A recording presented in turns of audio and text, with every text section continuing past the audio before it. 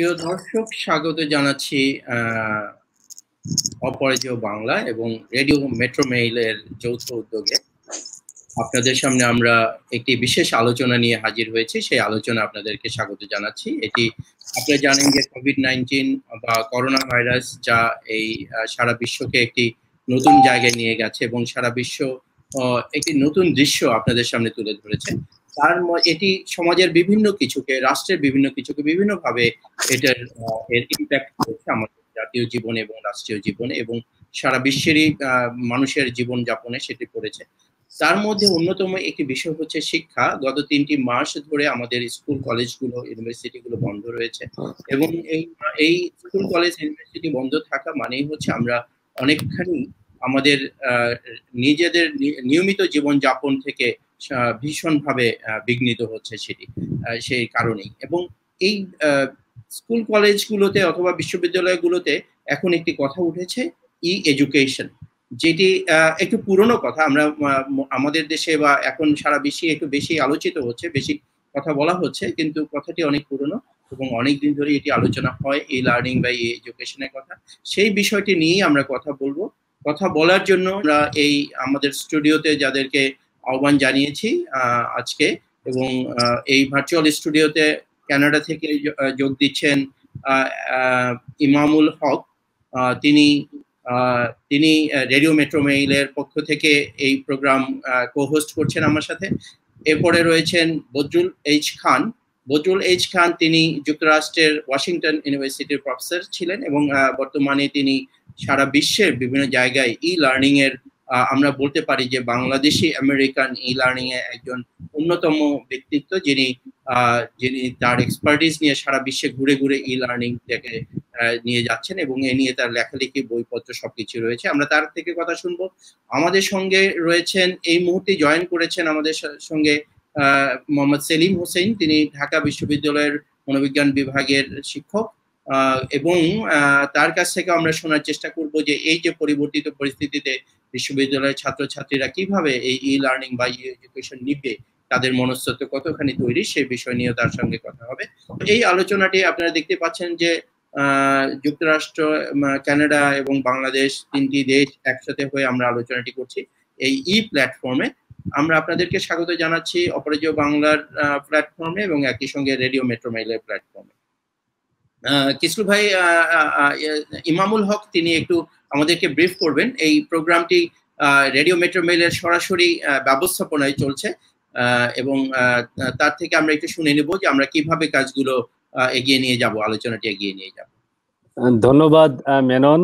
আপনি যেভাবে বলেছেন যে আমাদের সঙ্গে আজকে অতিথিরা যুক্ত আছেন, তারা বিশেষজ্ঞ যে বিষয় নিয়ে আমরা কথা বলবো।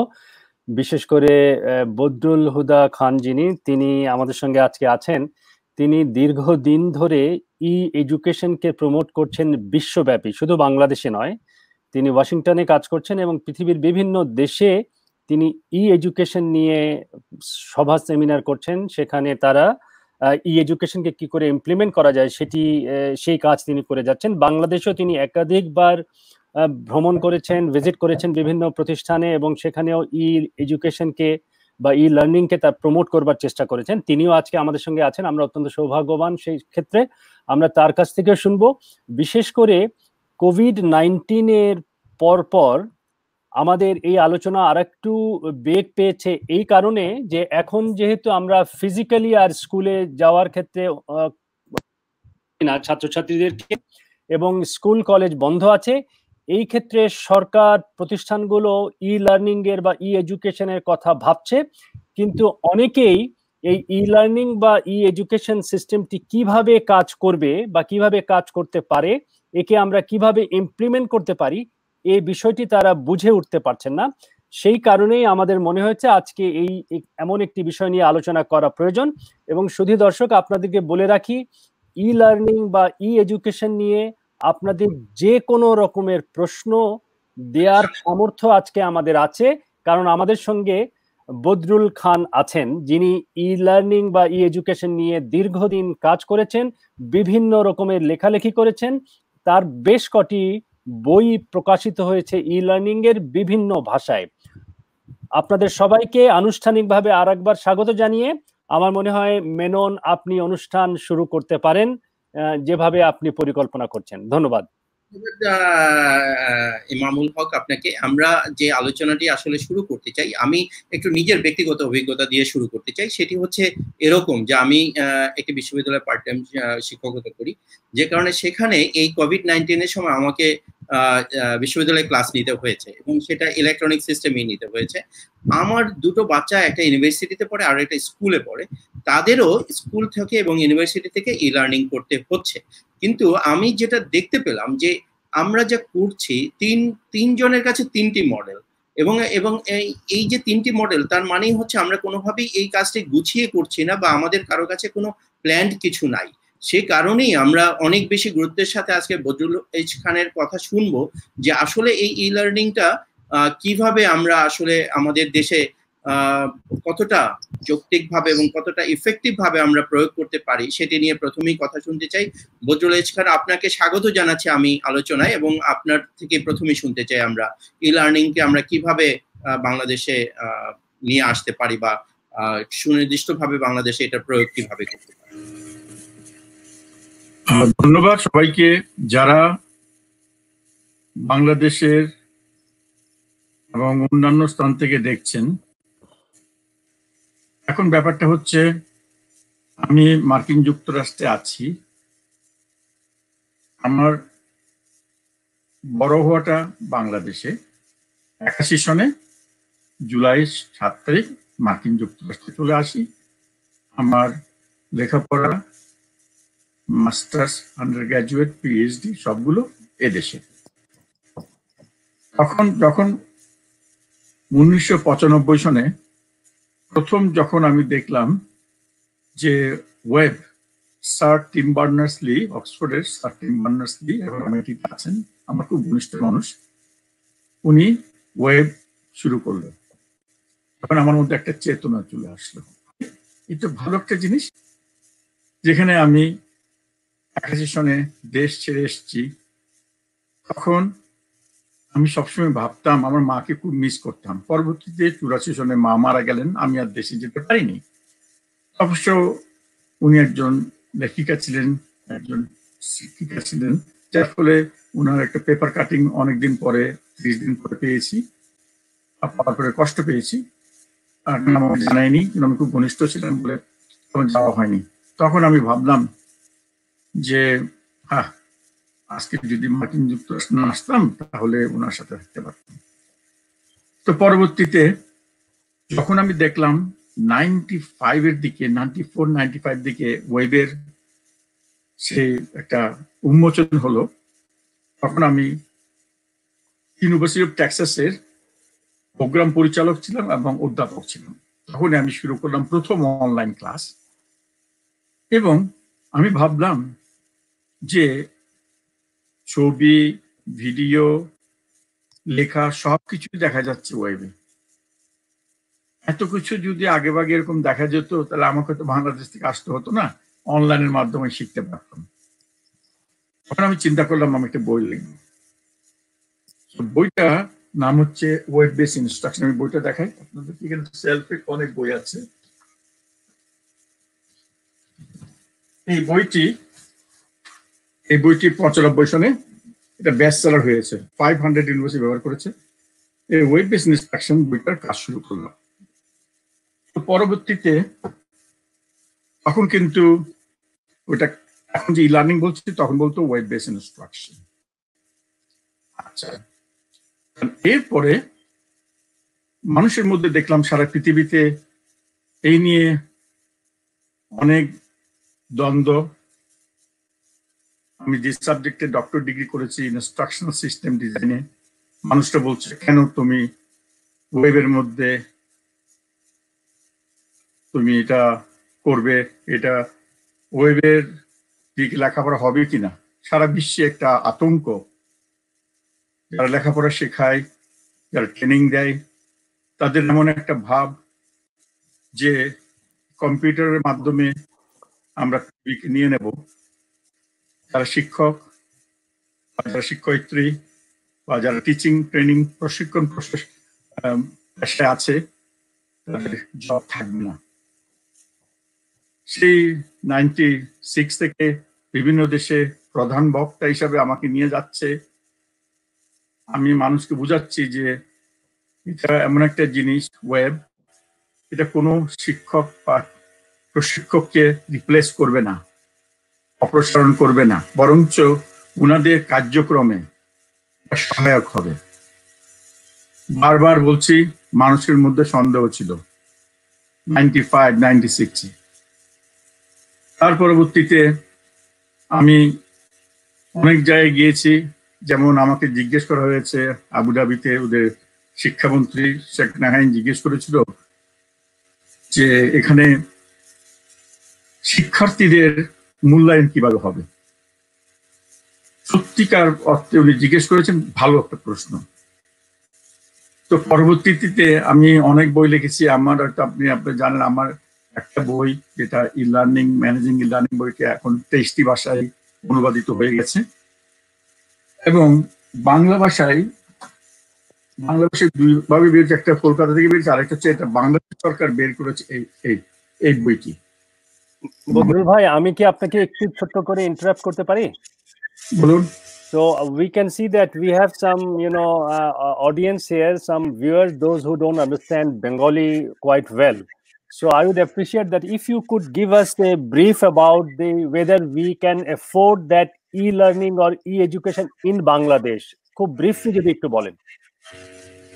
So, as many of you who are involved and familiar with e-learning, so right now I'm showing a book which has been translated into 23 languages in the world, including Bangla. So this Bangla book in e-learning, published locally in Bangladesh in association with Bangladesh Prime Minister's Office, Access to Information.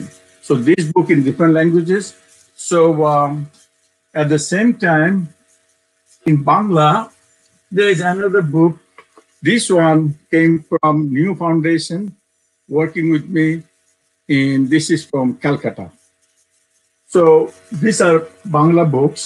Thank you. Bodul bhai, it seems that if we want to implement that in Bangladesh, in Bangla, so it is very much possible because there are a number of books that written by you. So there are some concerns from our audience that definitely this will not, the approach will not replace the existing features. So there are some concerns. What is your take on this? Okay. So first of all, so as I was saying at the beginning, that many educators, including my peers at George Washington University, other universities in the world, they're thinking e-learning is going to replace them. Not necessarily true. E-learning, it means anything electronic devices that can be used for learning purposes, such as radio, cell phone, television, using e-technologies, anything electronic for learning purposes, that's e-learning. So if a teacher thinks that if I am using computer or electronic media to deliver my instruction, then I may lose my job. Not necessarily so, because electronic media is there to assist you, support you. For example, if you teach something, how to do certain things, like a tutorial, in the classroom, you do it over and over again. If you're in good mood, you do well. If you're in bad mood, you do not good. So in your best mood. আমাদের সঙ্গে এরই মধ্যে যুক্ত হয়েছেন doctor Aftabuddin. Doctor Aftabuddin তিনি আইসিডিডিআরবির training বিভাগের, technical training বিভাগের প্রধান, এবং তিনি তাকে আমরা এই আলোচনায় কেন আমন্ত্রণ জানিয়েছি, এই কারণে যে বাংলাদেশে যারা এরই মধ্যে ই লার্নিং এ খুব ইফেক্টিভলি এবং খুব সাকসেসফুলি ই লার্নিং প্র্যাকটিস করছে, তাদের মধ্যে আইসিডিডিআরবি একটি। এবং আইসিডিডিআরবির এই সমস্ত তত্ত্বাবধান, সবকিছু তত্ত্বাবধানে আছেন ডক্টর আফতাবউদ্দিন। আমরা ডক্টর আফতাবউদ্দিনকে আলোচনায় স্বাগত জানাচ্ছি এবং একই সঙ্গে তার কাছ থেকে শুনতেও চাচ্ছি এই যে বেস্ট প্র্যাকটিস তিনি বাংলাদেশে করছেন, তিনি কিভাবে শুরু করেছেন এবং কিভাবে এটি চালিয়ে নিয়ে যাচ্ছেন। Doctor Aftabuddin. Okay, thank you so much. This is the reality that we begin. অনেক ধন্যবাদ। অত্যন্ত একটা গুরুত্বপূর্ণ আলোচনা, দেশের প্রেক্ষাপটে তো বটে এবং বৈশ্বিক প্রেক্ষাপটেও।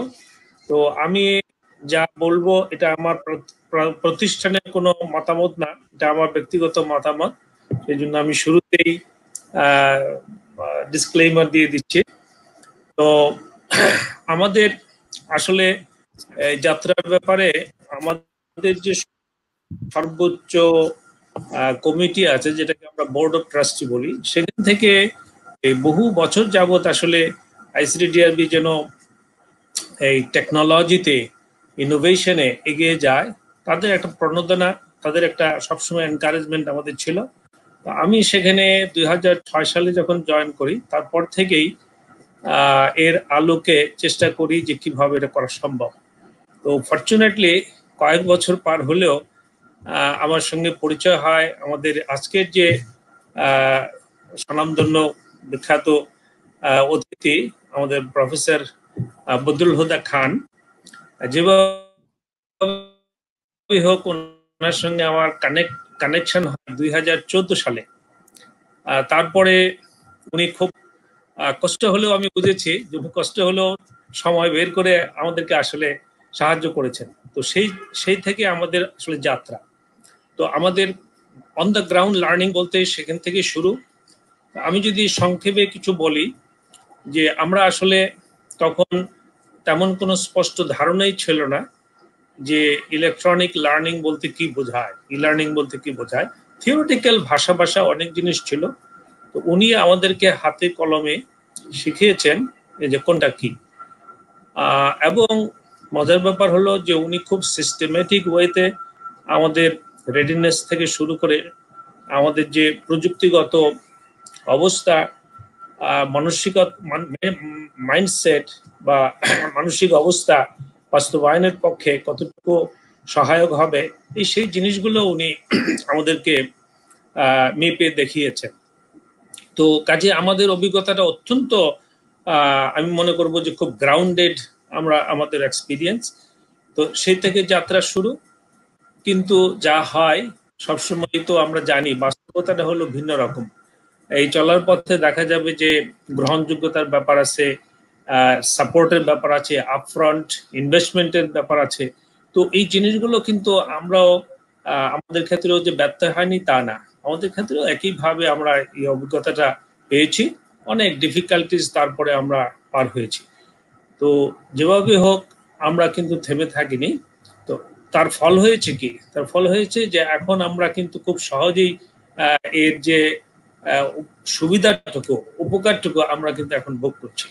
তো সুবিধার মধ্যে আমি এই একটা কথা বলি যে এই ই লার্নিং এর বদৌলতে আমরা খুব কঠিন একটা জায়গা আমরা মনে করি, সেটা হলো ক্লিনিক্যাল স্কিল বিল্ডিং। আমরা সাধারণভাবে যে জেনারেল এরিয়াতে আমরা কিন্তু ঢুকিনি শুরুতেই। শুরুতেই আমরা ক্লিনিক্যাল স্কিল বিল্ডিং একটা চ্যালেঞ্জিং এরিয়াকে আমরা বেছে নিয়েছি এবং সেই চ্যালেঞ্জিং এরিয়া ইনশাল্লাহ আমরা জয় করেছি। আমরা বলতে দ্বিধা নেই যে আমরা জয় করেছি, এবং সেই জন্য এখন বাকি যে আরো কম বা সহজে আয়সাধ্য এরিয়া আছে সেগুলো আমাদের জন্য কোনো ইস্যুই না। আমি এই মুহূর্তে আমাদের আলোচনায় যেহেতু রয়েছেন আরো মোহাম্মদ সেলিম হোসেন, তিনি ঢাকা বিশ্ববিদ্যালয়ের মনোবিজ্ঞান বিভাগের শিক্ষক, এবং আমি আসলে একজন মনোবিজ্ঞান বিভাগের শিক্ষককে আমরা এই আলোচনায় আজকে আমরা কেন আনলাম, কারণ হচ্ছে যে এই বিষয়টির সাথে আমরা শুরু থেকে যখন বাংলাদেশে কোভিড-19 সময় যখন এডুকেশন নিয়ে কথা হচ্ছিল, তখন একটি কথা যে ছাত্রছাত্রীরা কতটুকু কোঅপ করতে পারবে, ছাত্রছাত্রীদের আপনার টেকনিক্যাল ব্যারিয়ার্স আছে এবং ডিজিটাল ডিভাইড আমাদের সোসাইটি, এই সমস্ত কারণে অনেকগুলো বিষয় রয়েছে। তো ডক্টর সেলিম হোসেন, আমি একটু জানতে চাচ্ছি আপনার কাছে যে আমরা আসলে কিভাবে কোপ আপ করতে পারি। আপনাকে ছাত্রছাত্রীরা সারাক্ষণই ঘিরে থাকে, ওরা কি বলছে বা ওদের কাছ থেকে আপনি কি শুনতে পাচ্ছেন, একটু যদি বলতেন। ধন্যবাদ অপরাজয় বাংলা এবং আজকের যারা অতিথি আছেন। স্পেশাল থ্যাঙ্কস জানাচ্ছি বদরুল হুদা খান স্যারকে। উনি সারা বিশ্বে যেভাবে এই ই লার্নিং নিয়ে কাজ করে যাচ্ছেন এই জন্য তাকে স্পেশাল থ্যাঙ্কস জানাচ্ছি। আরও যেহেতু আমাদের সাথে আছেন আফতাবউদ্দিন, উনি এই ওনার যে কন্ট্রিবিউশন ICDDRB-তে এই লার্নিং প্ল্যাটফর্মের উপরে, তার জন্য তাকে অনেক অনেক ধন্যবাদ। এবং খেয়াল করবেন আজকের এই যে আমরা আলোচনা করছি, এই আলোচনার মধ্যে এই যারা আমরা প্যানেল ডিসকাশনে যারা আছি তাদের মধ্যে আমি বোধহয় সবচেয়ে ইয়াং, এবং বাকি যারা আছেন তারা সবাই বয়সে আমার চেয়ে বয়োজ্যেষ্ঠ, কিন্তু তারা সবাই কিন্তু খুব চমৎকারভাবে এই যে আজকের এই যে টেকনিক্যাল যে ইস্যুসগুলো হচ্ছে, আমরা যে একটা ওয়েব বেস একটা সেমিনার করছি, ওয়েবিনার করছি, এই ওয়েবিনারে তারা কিন্তু খুব চমৎকারভাবে অ্যাডজাস্ট করে খুব চমৎকারভাবে আজকের এই প্রেজেন্টেশনে তারা যোগ দিয়েছেন। এখন মেনন ভাই যে প্রশ্নটা করলেন যে আমাদের স্টুডেন্টরা বিষয়টা কিভাবে নিচ্ছে, দেখেন আমাদের যে এডুকেশন সিস্টেম, এডুকেশনকে যদি আমরা ভাগ করি প্রাইমারি এডুকেশন, সেকেন্ডারি এডুকেশন এবং টার্সিয়ারি এডুকেশন, এই বিভিন্ন লেভেলের এডুকেশনে, এখন প্রাইমারি লেভেলের এডুকেশন আমাদের দেশে এতটাই কি বলে যে বিস্তৃত, এই বিস্তৃত এডুকেশনে এবং আমাদের যারা স্টুডেন্ট যারা আছে দে আর অল ইন্টেলেকচুয়ালি যদি আমরা চিন্তা ভাবনা করি, এবং তারা যে প্রজন্মের, তারা কিন্তু অলরেডি গ্যাজেট ওরিয়েন্টেড। মোটামুটি আপনি যদি এখন গ্রামে গঞ্জেও যান, সব জায়গায় মোটামুটি কিন্তু তারা গ্যাজেট ওরিয়েন্টেড। সো আমার কাছে কখনোই মনে হয়নি যে আমাদের স্টুডেন্টরা এই বিষয়গুলোকে অ্যাডপ্ট করতে ব্যর্থ হবে। এবং আমাদের যে প্র্যাকটিক্যাল এক্সপিরিয়েন্স সেইখান থেকে যদি আমরা বলি, তাহলে আমরা দেখব যে প্রথম দিকে আমি বেশ কিছু প্রাইভেট ইউনিভার্সিটি এবং আমাদের ঢাকা বিশ্ববিদ্যালয়ের বিভিন্ন যারা অনলাইন বেসিস ক্লাস নিচ্ছেন বা এই বন্ধের আগে যারা নিয়েছেন, তাদের সাথে কথাবার্তা বলে যেটা দেখেছি, প্রথম দিকে আমাদের স্টুডেন্টদের মধ্যে এক ধরনের রেজিস্ট্যান্স থাকে, and it is very natural. It is very natural, যে কোনো পরিবর্তনের সময় আমাদের মধ্যে এক ধরনের রেজিস্ট্যান্স আসবে, এটা খুবই স্বাভাবিক। কিন্তু যখন তাদেরকে কনভিন্স করা হয় বা তাদেরকে বোঝানো হয়, এবং যখন তাদেরকে এই জিনিসগুলোর পজিটিভ দিকগুলো আমরা যখন তাদের সামনে তুলে ধরেছি, তখন কিন্তু তারা অত্যন্ত স্বতঃস্ফূর্তভাবে এই ক্লাসগুলোতে অ্যাডজাস্টেড হয়েছে এবং তারা চমৎকারভাবে এই সকল ক্লাসে কন্ট্রিবিউট করেছে। আমি একটা ছোট্ট এক্সাম্পল দিই। ইউনাইটেড ইউনিভার্সিটির একটা ক্লাসে যখন প্রথম দিন যখন এই ওয়েব বেস ক্লাস চালু করা হলো, অনলাইন ক্লাস চালু করা হলো, প্রথম দিকে এই ক্লাসে একজন বাদে আর কেউ সাইন ইন করেনি। এটা হচ্ছে প্রথম যেদিন এই অনলাইন ক্লাসটা চালু হয়।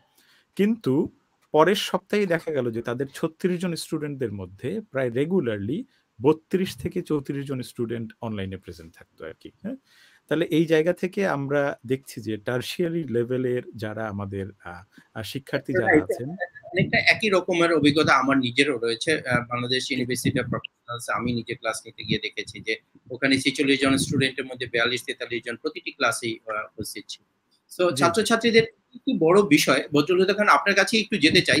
নিশ্চয়ই ইমামুল হক আপনার কোনো প্রশ্ন নিশ্চয়ই থাকলে মাঝখানে প্রশ্ন, কিন্তু আমি বদরুল খানের কাছে একটু যেতে চাই এই প্রসঙ্গটি নিয়ে। এই যে ছাত্রছাত্রীরা প্রস্তুত আছে বা ছাত্রদের কাছে কিন্তু একটা ডিভাইস আছে, এখন ডিভাইসটি আপনার এই ডিভাইসটি বাংলাদেশে আমাদের কাছে কম্পিউটার বা মোবাইল ফোন এই সবকিছু ব্যবহার একরকমের আসলে এই ফোন করা এবং কম্পিউটারে দেখা পর্যন্ত এর ভিতরে যে আরো অনেক কিছু টেকনিক্যালিটিস রয়েছে, যে টেকনিক্যালিটিস গুলো আমাদের হাতের মুঠোয় আছে কিন্তু আমরা হয়তো অতটা ব্যবহার জানি না বা অতটা আমাদের জানা হয় না। এখনকার ছাত্রছাত্রীরা একটু সুবিধাজনক অবস্থায় আছে যে তারা নিজেরাই খোঁচাখুচি করে অনেক কিছু শেখে, সো এবং তারা সেগুলোর প্রয়োগও করতে পারে এবং খুব ভালোভাবে ইফেক্টিভ ব্যবহারও করতে পারে। সো এই যে সুবিধাটি আমরা এখন পাচ্ছি, এই সুবিধা দিয়ে আপনার ই লার্নিং কে আমরা কতখানি বাংলাদেশে প্রয়োগের জায়গায় আরো ইফেক্টিভলি প্রয়োগের জায়গায় নিয়ে যেতে পারবো, আপনার কি বদরুল হুদা? ধন্যবাদ। প্রথমত আমি যেটা বলছি, বাংলাদেশ কিন্তু অনেক এগিয়ে আছে। এই যে ইংলিশ বইটি দেখছেন, ইংলিশ ফর টুডে, এই বইয়ের 172 পৃষ্ঠায় আপনার ই লার্নিং সম্পর্কে আছে। এবং এরা, আমি বাংলাদেশে গেছি, ওরা হোমওয়ার্ক করে যে ই লার্নিংটা কি, এবং এখানে বলে যে শিক্ষার্থীরা ক্লাস 9-10 শিক্ষার্থীরা আমার কাছে এসে আমার সাথে কথা বলতে চাই, আমার তো ছবি নেই, বলছেন আমরা আপনাকে চিনি।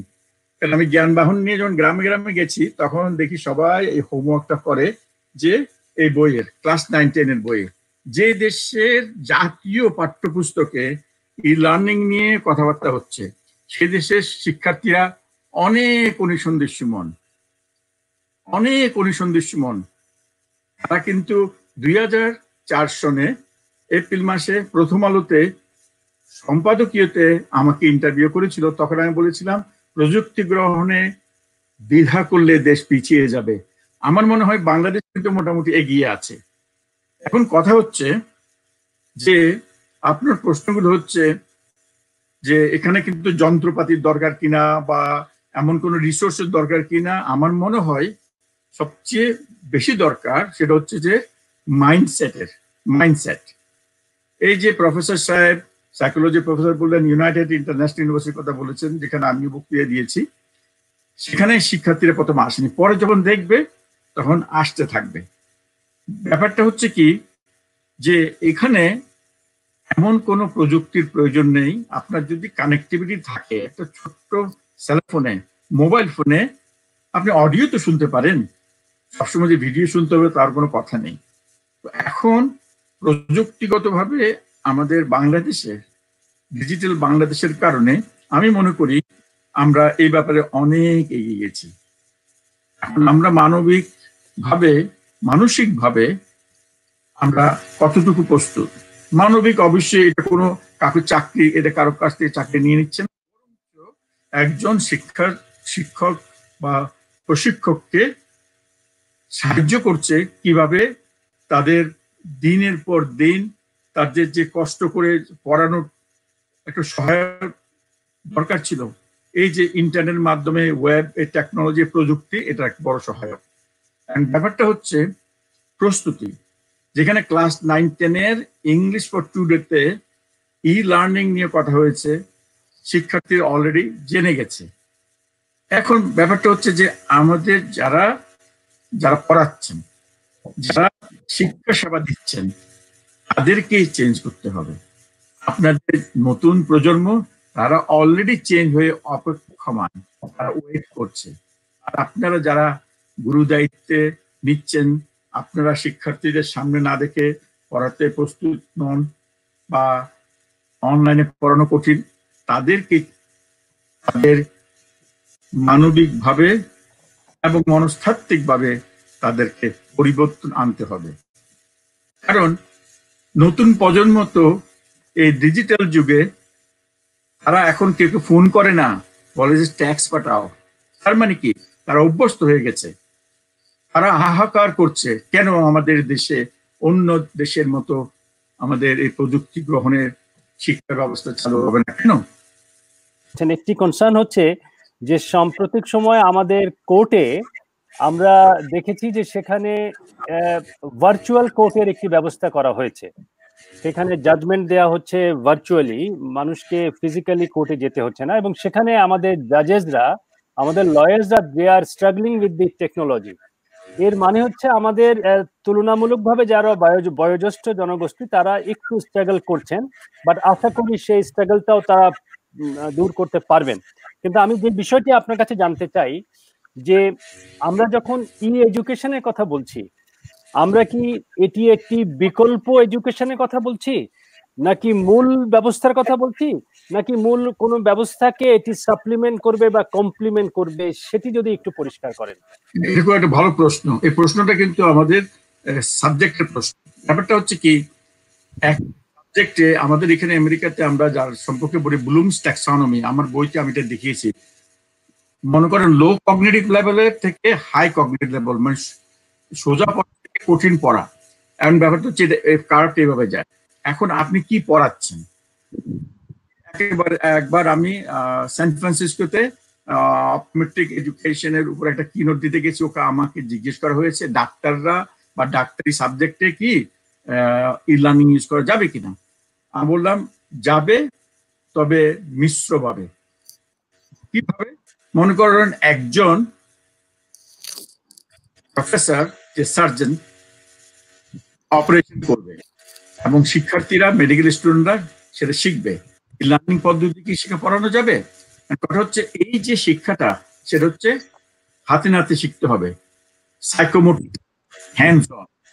তাহলে এই লার্নিং এ যেটা করতে হবে, প্রথমত একজন ভালো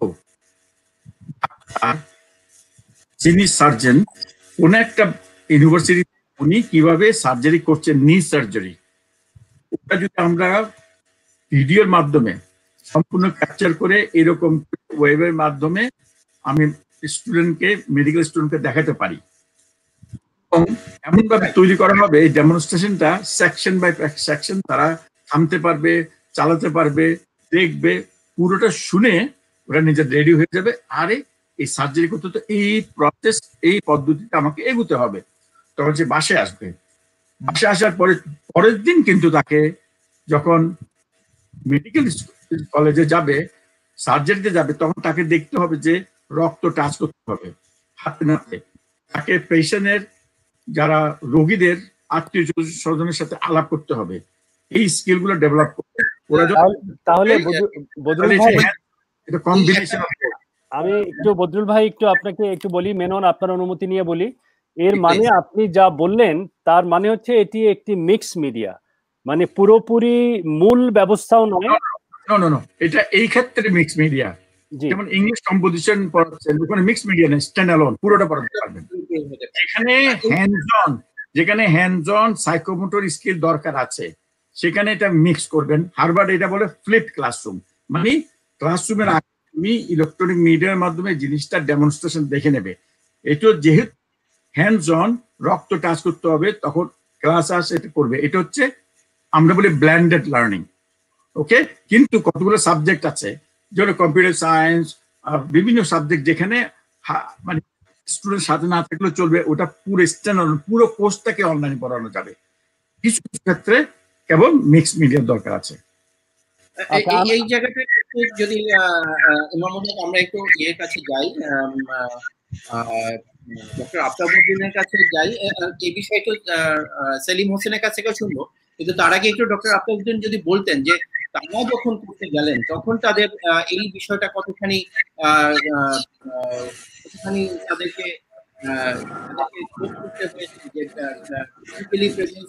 দরকার হয়ে পড়েছে কিনা, নাকি পুরোটাই ইলেকট্রনিক্যালি করা সম্ভব হয়েছে? আমি একটু, আফতাব ভাই আপনি আপনার কানেকশনটা মিউট আছে, একটু আনমিউট করতে হবে আপনাকে। আর আপনাকে আমি একটু সাহায্য করি, একটু আমি একটু ইয়ের সঙ্গে যুক্ত করি, মেননের সঙ্গে। সে যেহেতু আমি একজন কমিউনিকেশনের ছাত্র, কমিউনিকেশনে আমরা বলি সবচাইতে এফেক্টিভ মাধ্যম হচ্ছে ইন্টারপার্সোনাল কমিউনিকেশন। আমরা যদি পরস্পরকে দেখতে না পাই, ইন পার্সন যদি টাচ না থাকে, সেই কমিউনিকেশনটাকে খুব এফেক্টিভ কমিউনিকেশন আমরা বলি না, এটা খুব ডিফিকাল্ট হয়। সুতরাং আমরা যেই বিষয়ে কথা বলছি সেখানে এটি যদি একটা পূর্ণ ব্যবস্থা হিসাবে আমরা চিন্তা করি, তাহলে এটি হয়তো ইন পার্সন কমিউনিকেশনের সুযোগ কম থাকে। এটি কোনো বড় বাধা কিনা সেই বিষয়ে যদি আপনি একটু বলেন একসঙ্গে। আপনি যে বিষয়টা উল্লেখ করেছেন এটা একটা ইনহেরেন্ট ইস্যু আমি বলি এই ই-লার্নিং এর জন্য, কারণ ই-লার্নিং এর যেমন সুবিধা আছে, কতগুলো ডিসঅ্যাডভান্টেজ আছে।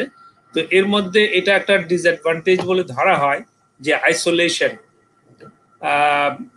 লার্নার এবং যে ফ্যাসিলিটেটর বা টিচার যাই আমরা বলি, তারা দুই জগতে থাকে। কিন্তু সুখের বিষয় হলো বা মজার বিষয় হলো যে এখন পাশাপাশি যে টেকনোলজির যে অ্যাডভান্সমেন্ট, এই লার্নিং ম্যানেজমেন্ট সিস্টেমের পাশাপাশি এমন সব টুলস এসে গেছে, এমন সব প্রক্রিয়া এসে গেছে যে এর মাধ্যমে আমরা ওই আইসোলেশনটা কাটিয়ে উঠি। যেমন আমরা এখন যা করছি মনে হচ্ছে না যে আমরা খুব বেশি ওয়াইড অ্যাপার্ট, ছিটকে পড়েছি, তা কিন্তু না।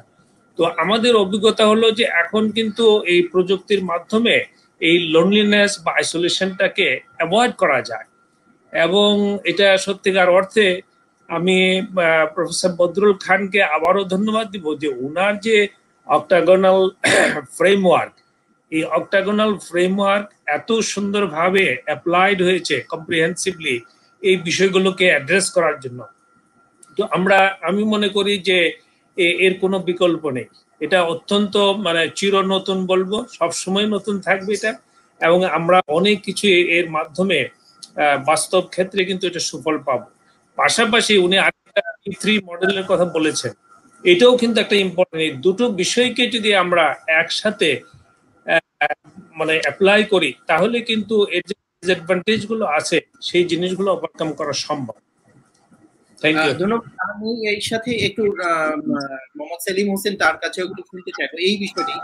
যদি মামুনকে শুনলেন যে এই যে ইন্টারপার্সোনাল কমিউনিকেশনের কথা আমরা বলি এবং কমিউনিকেশনের অন্যান্য দিকগুলো আমরা টুগেদারনেস এর কথা বলি, ইনক্লুসিভ এর কথা বলি, এই যে কথাগুলো কিন্তু আমাদের ডেভেলপমেন্ট অথবা আমাদের যে গ্রো টুগেদারের এই সমস্ত কথাবার্তা সবগুলোই কিন্তু আসলে কালেকটিভনেস, এই সবগুলোই কিন্তু আমাদেরকে আসলে ওই একটা জিনিস শেখায় যে একসাথে কাজ করা, কাছাকাছি থাকা, সেই এবং একজন আরেকজনকে বুঝতে পারা, চিনতে পারা, জানতে পারা, তাহলেই সামনে এগিয়ে যাওয়া যায়। এই বিষয়গুলো এখন তাহলে কিভাবে কাজ করবে? সেলিম হোসেন, আপনি মনোবিজ্ঞানের হিসাবে আপনি যদি একটু বলতেন। হ্যাঁ, ধন্যবাদ মেনন ভাই। যে বদরুল খান স্যার যেটা বললেন যে বিশেষ করে যে সকল আমাদের লার্নিং গুলো সাইকোমোটর স্কিলস এর প্রয়োজন হয় সেই সকল ক্ষেত্রে আমরা এক ধরনের কম্প্রোমাইজ করতে পারি। কিন্তু একটা জিনিস খেয়াল করেন যে এডুকেশনের তো ফাংশন শুধুমাত্র তাকে শেখানো তাই না, এর সাথে সাথে এর কিন্তু আরো অনেক ধরনের ফাংশন আছে, যেমন বাচ্চাদের সোশ্যালাইজেশন, তার বিভিন্ন ধরনের সফট স্কিল ডেভেলপমেন্ট, এই সকল জায়গাগুলোতেও কিন্তু এডুকেশনের একটা মারাত্মক ভূমিকা আছে আর কি। তো এখন আমরা যদি প্রাইমারি এডুকেশনের কথা চিন্তা করি, সেকেন্ডারি এডুকেশনের কথা চিন্তা করি এবং টারশিয়ারি এডুকেশন আলাদা আলাদাভাবে যদি চিন্তা করি, তাহলে খেয়াল করবে যে টারশিয়ারি এডুকেশনে ই লার্নিং যতটা ইফেক্টিভলি আমরা ইমপ্লিমেন্ট করতে পারবো, on the other hand primary লেভেলে আমাদের ই লার্নিং এর ইমপ্লিমেন্টেশনে আমাদের কিছু কম্প্রোমাইজ করতে হতে পারে আর কি। হ্যাঁ, তো এই জায়গাগুলো আমাদেরকে এখানে মাথায় রাখা দরকার যে আমরা আমাদের প্রাইমারি এডুকেশনে কিভাবে করব, সেকেন্ডারি এডুকেশনে কিভাবে করব এবং টারশিয়ারি এডুকেশনে কিভাবে করব। এখন প্রাইমারি এডুকেশনের ক্ষেত্রে একটা জিনিস খুব এখানে ইম্পর্ট্যান্ট, সেটা হচ্ছে যে এই যে সিচুয়েশন তৈরি হয়েছে অনলাইন এডুকেশনের বা ই লার্নিং এর মাধ্যমে একটা জিনিস কিন্তু খুবই পরিষ্কার, সেটা হচ্ছে যে অনলাইন এডুকেশনের মাধ্যমে আমরা আমাদের ওভারঅল যে এডুকেশন সিস্টেম আছে, এডুকেশন সিস্টেমের উপরে একটা প্রেশার কমাতে পারি। আপনি যদি অনলাইন এডুকেশনের পজিটিভ দিকগুলো আস্তে আস্তে মানে ওয়ান বাই ওয়ান যদি আমরা দেখি, তাহলে কিন্তু আমরা দেখতে পারবো যে এর মাধ্যমে আমরা আমাদের ওভারঅল যে এডুকেশনাল পলিসি আছে, এডুকেশনাল সিস্টেম আছে বা এডুকেশনের উপরে যে প্রেশার আছে সেটা কিন্তু অনেকখানি কমাতে পারবো, and we can focus more on primary education. এবং এই প্রাইমারি এডুকেশনে ফোকাস করাটা কিন্তু অত্যন্ত গুরুত্বপূর্ণ, কারণ আলটিমেটলি পরবর্তীতে একটা বাচ্চা কোন দিকে যাচ্ছে না যাচ্ছে, তার চিন্তা চেতনা বা একজন নাগরিক আমরা কি ধরনের নাগরিক চাচ্ছি না চাচ্ছি, সেটা কিন্তু ডিপেন্ড করছে আমার এই প্রাইমারি এডুকেশনের উপরে। সেই জন্য এই জায়গাটাতে আমাদের ফোকাস করাটা অত্যন্ত প্রয়োজন। এবং ই লার্নিং বা অনলাইন এডুকেশন এটা কিন্তু কখনোই আমাদের মূলধারার এডুকেশনকে রিপ্লেস করছে না, এটা একটা সহায়ক পার্ট হিসেবে এসেছে এখানে, এটা আমাদেরকে সহায়তা করছে। এই জিনিসটা কিন্তু আমাদেরকে মাথায় রাখতে হবে। এবং এই সহায়তা করতে যে সেলিম, আমি আপনাকে যদি একটু ইন্টারাপ্ট করি, যে আমি হয়তো বুঝতে ভুল করছি কিনা, আমি একটু ডক্টর খান আপনার কাছে আসতে চাই যে সেলিম যিনি বললেন যে এটি একটি সহায়ক মাধ্যম, এটি কোনো মূল ব্যবস্থা নয়, আপনার টেক কি এই বিষয়ে, মানে আপনি কি মনে করছেন? প্রথমত আমি সহায়ক বলেছি ওই ক্ষেত্রে যখন আমেরিকাতে যখন আমাদের ফিল্ডে 1960-তে শুনেছি যে বল যে ইনস্ট্রাকশন টেকনোলজি টিচারদেরকে রিপ্লেস করবে, টিচার্স ইউনিয়নের অনেক বাধা, কিন্তু এটা কথা হচ্ছে যে না, এটা তোমাদের কাজে হেল্প করবে, টিচারদের কাজে হেল্প করবে। মানে ই লার্নিংটাকে আমেরিকাতে সম্পূর্ণ ডক্টর ডিগ্রি দেওয়া হচ্ছে পর্যন্ত অনলাইন মেথডে। ব্যাপারটা হচ্ছে কি আমাদের সাইকোলজি এডুকেশনে যেটা আছে, লেখাপড়াটা লো কগনিটিভ হাই কগনিটিভ। লো কগনিটিভ মানে হচ্ছে যে আপনার কম্প্রিহেনশন থেকে শুরু করে অ্যানালিসিস ইভালুয়েশন ওইরকম যায়। এখন কথা হচ্ছে কোন কোন সাবজেক্টে কোন কোন অংশ আপনার ইলেকট্রনিক মিডিয়াতে পড়তে পারবেন, এটা আপনাকে ফিগার আউট করতে হবে। এই জন্য তো আমি বারবার বলছি, এই বইতে আমি পুরোভাবে শিখিয়ে দিয়েছি যে যেসব জিনিস অনলাইনে যাবে সেটা অনলাইনে যাবে, যেসব জিনিস ক্লাসে পড়াতে হবে অবশ্যই ক্লাসে পড়াতে হবে, আর যে জিনিস দুটোকে একত্রিত করাতে হবে পড়াতে হবে। কিছু কিছু সাবজেক্টে সবকিছু সম্পূর্ণভাবে অনলাইনে দেওয়া যায়। অনলাইন মাস্টার্স প্রোগ্রাম আছে, অনলাইন ডক্টরেট প্রোগ্রাম আছে, অনলাইন আন্ডার গ্রাজুয়েট প্রোগ্রাম আছে, অনলাইন স্কুল আছে, তাহলে সব সাবজেক্টে পড়াতে হবে। তবে ওরা করে কি, এখন কত হচ্ছে সবচেয়ে ডিফিকাল্ট যে অ্যাসেসমেন্টটা, আপনি মনে করেন এই যে পরীক্ষাটা নেবেন, পরীক্ষা কিভাবে, তখন আমি কম্পিউটার নেব, তো কম্পিউটার তো নিচে আরেকজনে বসে টাইপ করে দিল, দেখাচ্ছে যে নিচ্ছে, কিন্তু অ্যাকচুয়ালি যে টাইপ করছে সে অন্যজন। তো এগুলো কিভাবে প্রিভেন্ট করবে, এই জন্য প্যাডাগজি যে শিক্ষাতে কতগুলো সিস্টেম আছে, সাইকোলজি অফ লার্নিং, ওইভাবে করলে পরে এই যে মাল্টিপল চয়েস বা এইভাবে প্রশ্নগুলো করলে আপনার ট্রু ফলস মানুষের একটা প্লাজারিজম করার চান্স থাকবে, কিন্তু আপনার প্রজেক্ট বেস করতে হবে। এটা শিক্ষার বিভিন্ন কৌশলে। এখন আপনার প্রশ্ন যেটা রাম ভাই, আপনার যে প্রশ্নটা সেটা হচ্ছে কি সহায়ক, মানে এটা yes it is helping, but it is stand alone. খালি একা নিজে অনলাইন একটা কোর্স পড়াতে পারবেন। যেমন এই মুহূর্তে দেখুন আপনারা যে আলোচনা করেছেন, আপনারা কোনো ভাবতে পেরেছেন যে বদরুল খান, ডক্টর আফতাব, ওনারা, সেলিম, এনারা সবাই মিলে আমরা একত্রিত হয়ে এই প্রাণবন্ধকে আলোচনা করবো। ইভেন কি ফিজিক্যালি যদি আমরা আলাপ করতাম এত জমতো না আমার মতে, কারণ আমি কমফোর্ট ফিল করছি, কারণ আপনি কাউকে থামিয়ে দিতে পারতেন না। হ্যাঁ, কথা বলছে, এখন আপনি একটা সিস্টেম আছে, আপনি ওনাকে মিউট করে দিচ্ছেন, আমাকে পুরো অ্যাটেনশন দিয়ে আমার কথা শুনছেন না। যে আমরা যদি বাংলাদেশি লার্নিং, বাংলাদেশ কনটেক্সটে যদি প্রমোট করতে চাই, তাহলে আমাদের স্পেসিফিক টিপস যদি আপনি বলেন 1 2 3 4। বাংলাদেশের ব্যাপারে শুনেন, আমি প্রথমত বলেছি ক্লাস 9 10 এর বইতে এরা ইনক্লুড করেছে। আমি প্রায় 60 জন ট্রেনিং কলেজের প্রফেসর তো শুরু করে বাংলাদেশের বিভিন্ন মেধাদের নিয়ে এই বইটা ট্রান্সলেট করেছি। সরকারে অনলাইনটাকে এনকারেজ করছে। এই কিছুদিন আগে Dhaka online school, Chittagong online school, Mymensingh online school আমি বাণী পাঠিয়েছি। ওরা শিক্ষার্থীরা, শিক্ষকরা নিজেদের টাইম, নিজেদের পয়সা খরচ করে এই অনলাইন স্কুলগুলো করেছে, ক্লাস নিচ্ছে। এখন ব্যাপারটা হচ্ছে সরকার নীতিমালা দিতে পারে, বিভিন্ন ধরনের উৎসাহ দিতে পারে, কিন্তু শিক্ষকরা যারা নিজে থেকে করছে ওই ধরনের বাংলাদেশ স্টেপগুলো নিচ্ছে। হয়তো হচ্ছে 64 ডিস্ট্রিক্টে, প্রায় সব ডিস্ট্রিক্টে কিন্তু অনলাইন স্কুল হয়ে গেছে। আপনারা দেখবেন Dhaka online, Chittagong online, Mymensingh online, আমি যেটা বলেছি মানি দিয়ে। তার মানে কোভিড এর কারণে আমাকে কতটা ভালো অবস্থায় আছি। মনে করেন আমি গত বছর ইরাকে ছিলাম, ইরাকি ভার্চুয়াল ইউনিভার্সিটি আমার এই অক্টাগনাল এই মডেলটা দিয়ে করা হবে, এটাই আমি বিশ্বে যাচ্ছি। প্যালেস্টাইন ছিলাম এই 6 মাস আগে। তো এখন ব্যাপারটা হচ্ছে সারা বিশ্বে কিন্তু তখন একটা প্রশ্ন ছিল, আরে কিভাবে, এখন এমন ধরা খেয়েছে আমাদের সমাজ ব্যবস্থা, এখন আর কোনো উপায় নেই। এই জন্য আমি অনেক বছর আগে থেকে একটা টেলিভিশন শো করি ফক্সে, খাস ডিজিটাল ওয়ার্ল্ড। এখানে আমি ভেবেছি যে আমরা ডিজিটালি, এই ডিজিটাল KDW খাস ডিজিটাল ওয়ার্ল্ড, এই টেলিভিশন শোতে আমি যেটা প্রমাণ করতে চেয়েছি যে আমাদের, এটা 2014 সালে শুরু করেছি, যে আমাদের সভ্যতা চেঞ্জ হয়ে যাবে। কারণ কি, আমরা ফিজিক্যাল জীবন যাপন করছি, কিন্তু আমাদের চারিপাশে একটা ভার্চুয়াল ওয়ার্ল্ড সৃষ্টি হয়ে গেছে। এই জন্য নাম দিয়েছে খাস ডিজিটাল ওয়ার্ল্ড।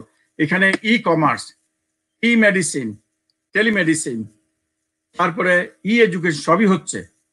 বদুল ভাই আমি একটু আপনার কথাকে একটু যদি বিরতি দিয়ে আমি একটু একটা জিনিস আপনার অনুমতি নিয়ে করি। আমি যদি একটু ডেভিলস অ্যাডভোকেট হিসেবে রোল প্লে করতে চাই, আমি বলতে ডেভিলস অ্যাডভোকেট হিসেবে যদি একটু রোল প্লে করি, আমরা দেখতে পাচ্ছি যে ইভেন আমি কানাডা থেকে কথা বলছি, ইভেন কানাডাতেও আমাদের স্কুল লেভেলে, প্রাইমারি এবং জুনিয়র স্কুলে কিন্তু অনেকে স্ট্রাগল করছেন। শুধু তাই নয়, অনেকে বলছেন গত গ্লোবাল নিউজের এই 21শে জানুয়ারির বা এই জানুয়ারির 3rd উইকে একটি আর্টিকেল বেরিয়েছিল যেখানে তারা বলছেন যে virtual school is a failed experiment. Even কানাডায়, যেখানে technology is not an issue, যেখানে broadband is not an issue, এবং তারা সেখানে কিছু কিছু বিষয় বলছেন স্কুলের ক্ষেত্রে যে some kids can't afford this technology. একটা হচ্ছে এফোর্ড করতে পারে না কানাডার মতো দেশে, কেউ বলছেন they don't have access to broadband, তারা কেউ বলছেন just can't cope up with this মানে নিউ অ্যাপ্রোচ স্টুডেন্টরা। এবং এর কারণে তারা দেখেছেন যে স্টুডেন্টদের রেজাল্ট খারাপ হচ্ছে, ড্রপ আউট হচ্ছে। এই বিষয়কে তারা মাথায় রেখে স্কুল বোর্ডের চেয়ারম্যান যিনি, তিনি এইরকম কথা বলছেন যে এটি খুব বেশি সহায়ক নয়। এটি যখন কানাডার অবস্থা, তখন কি আমরা মানে এটিকে কিভাবে, আপনি এটিকে কিভাবে দেখেন, আপনার টেকটি কি? আমি একটু আমার পার্সোনাল অভিজ্ঞতাটা একটু শেয়ার করে নেই বজরুল ভাই, তাহলে আপনার জন্য বলতে সুবিধা হবে।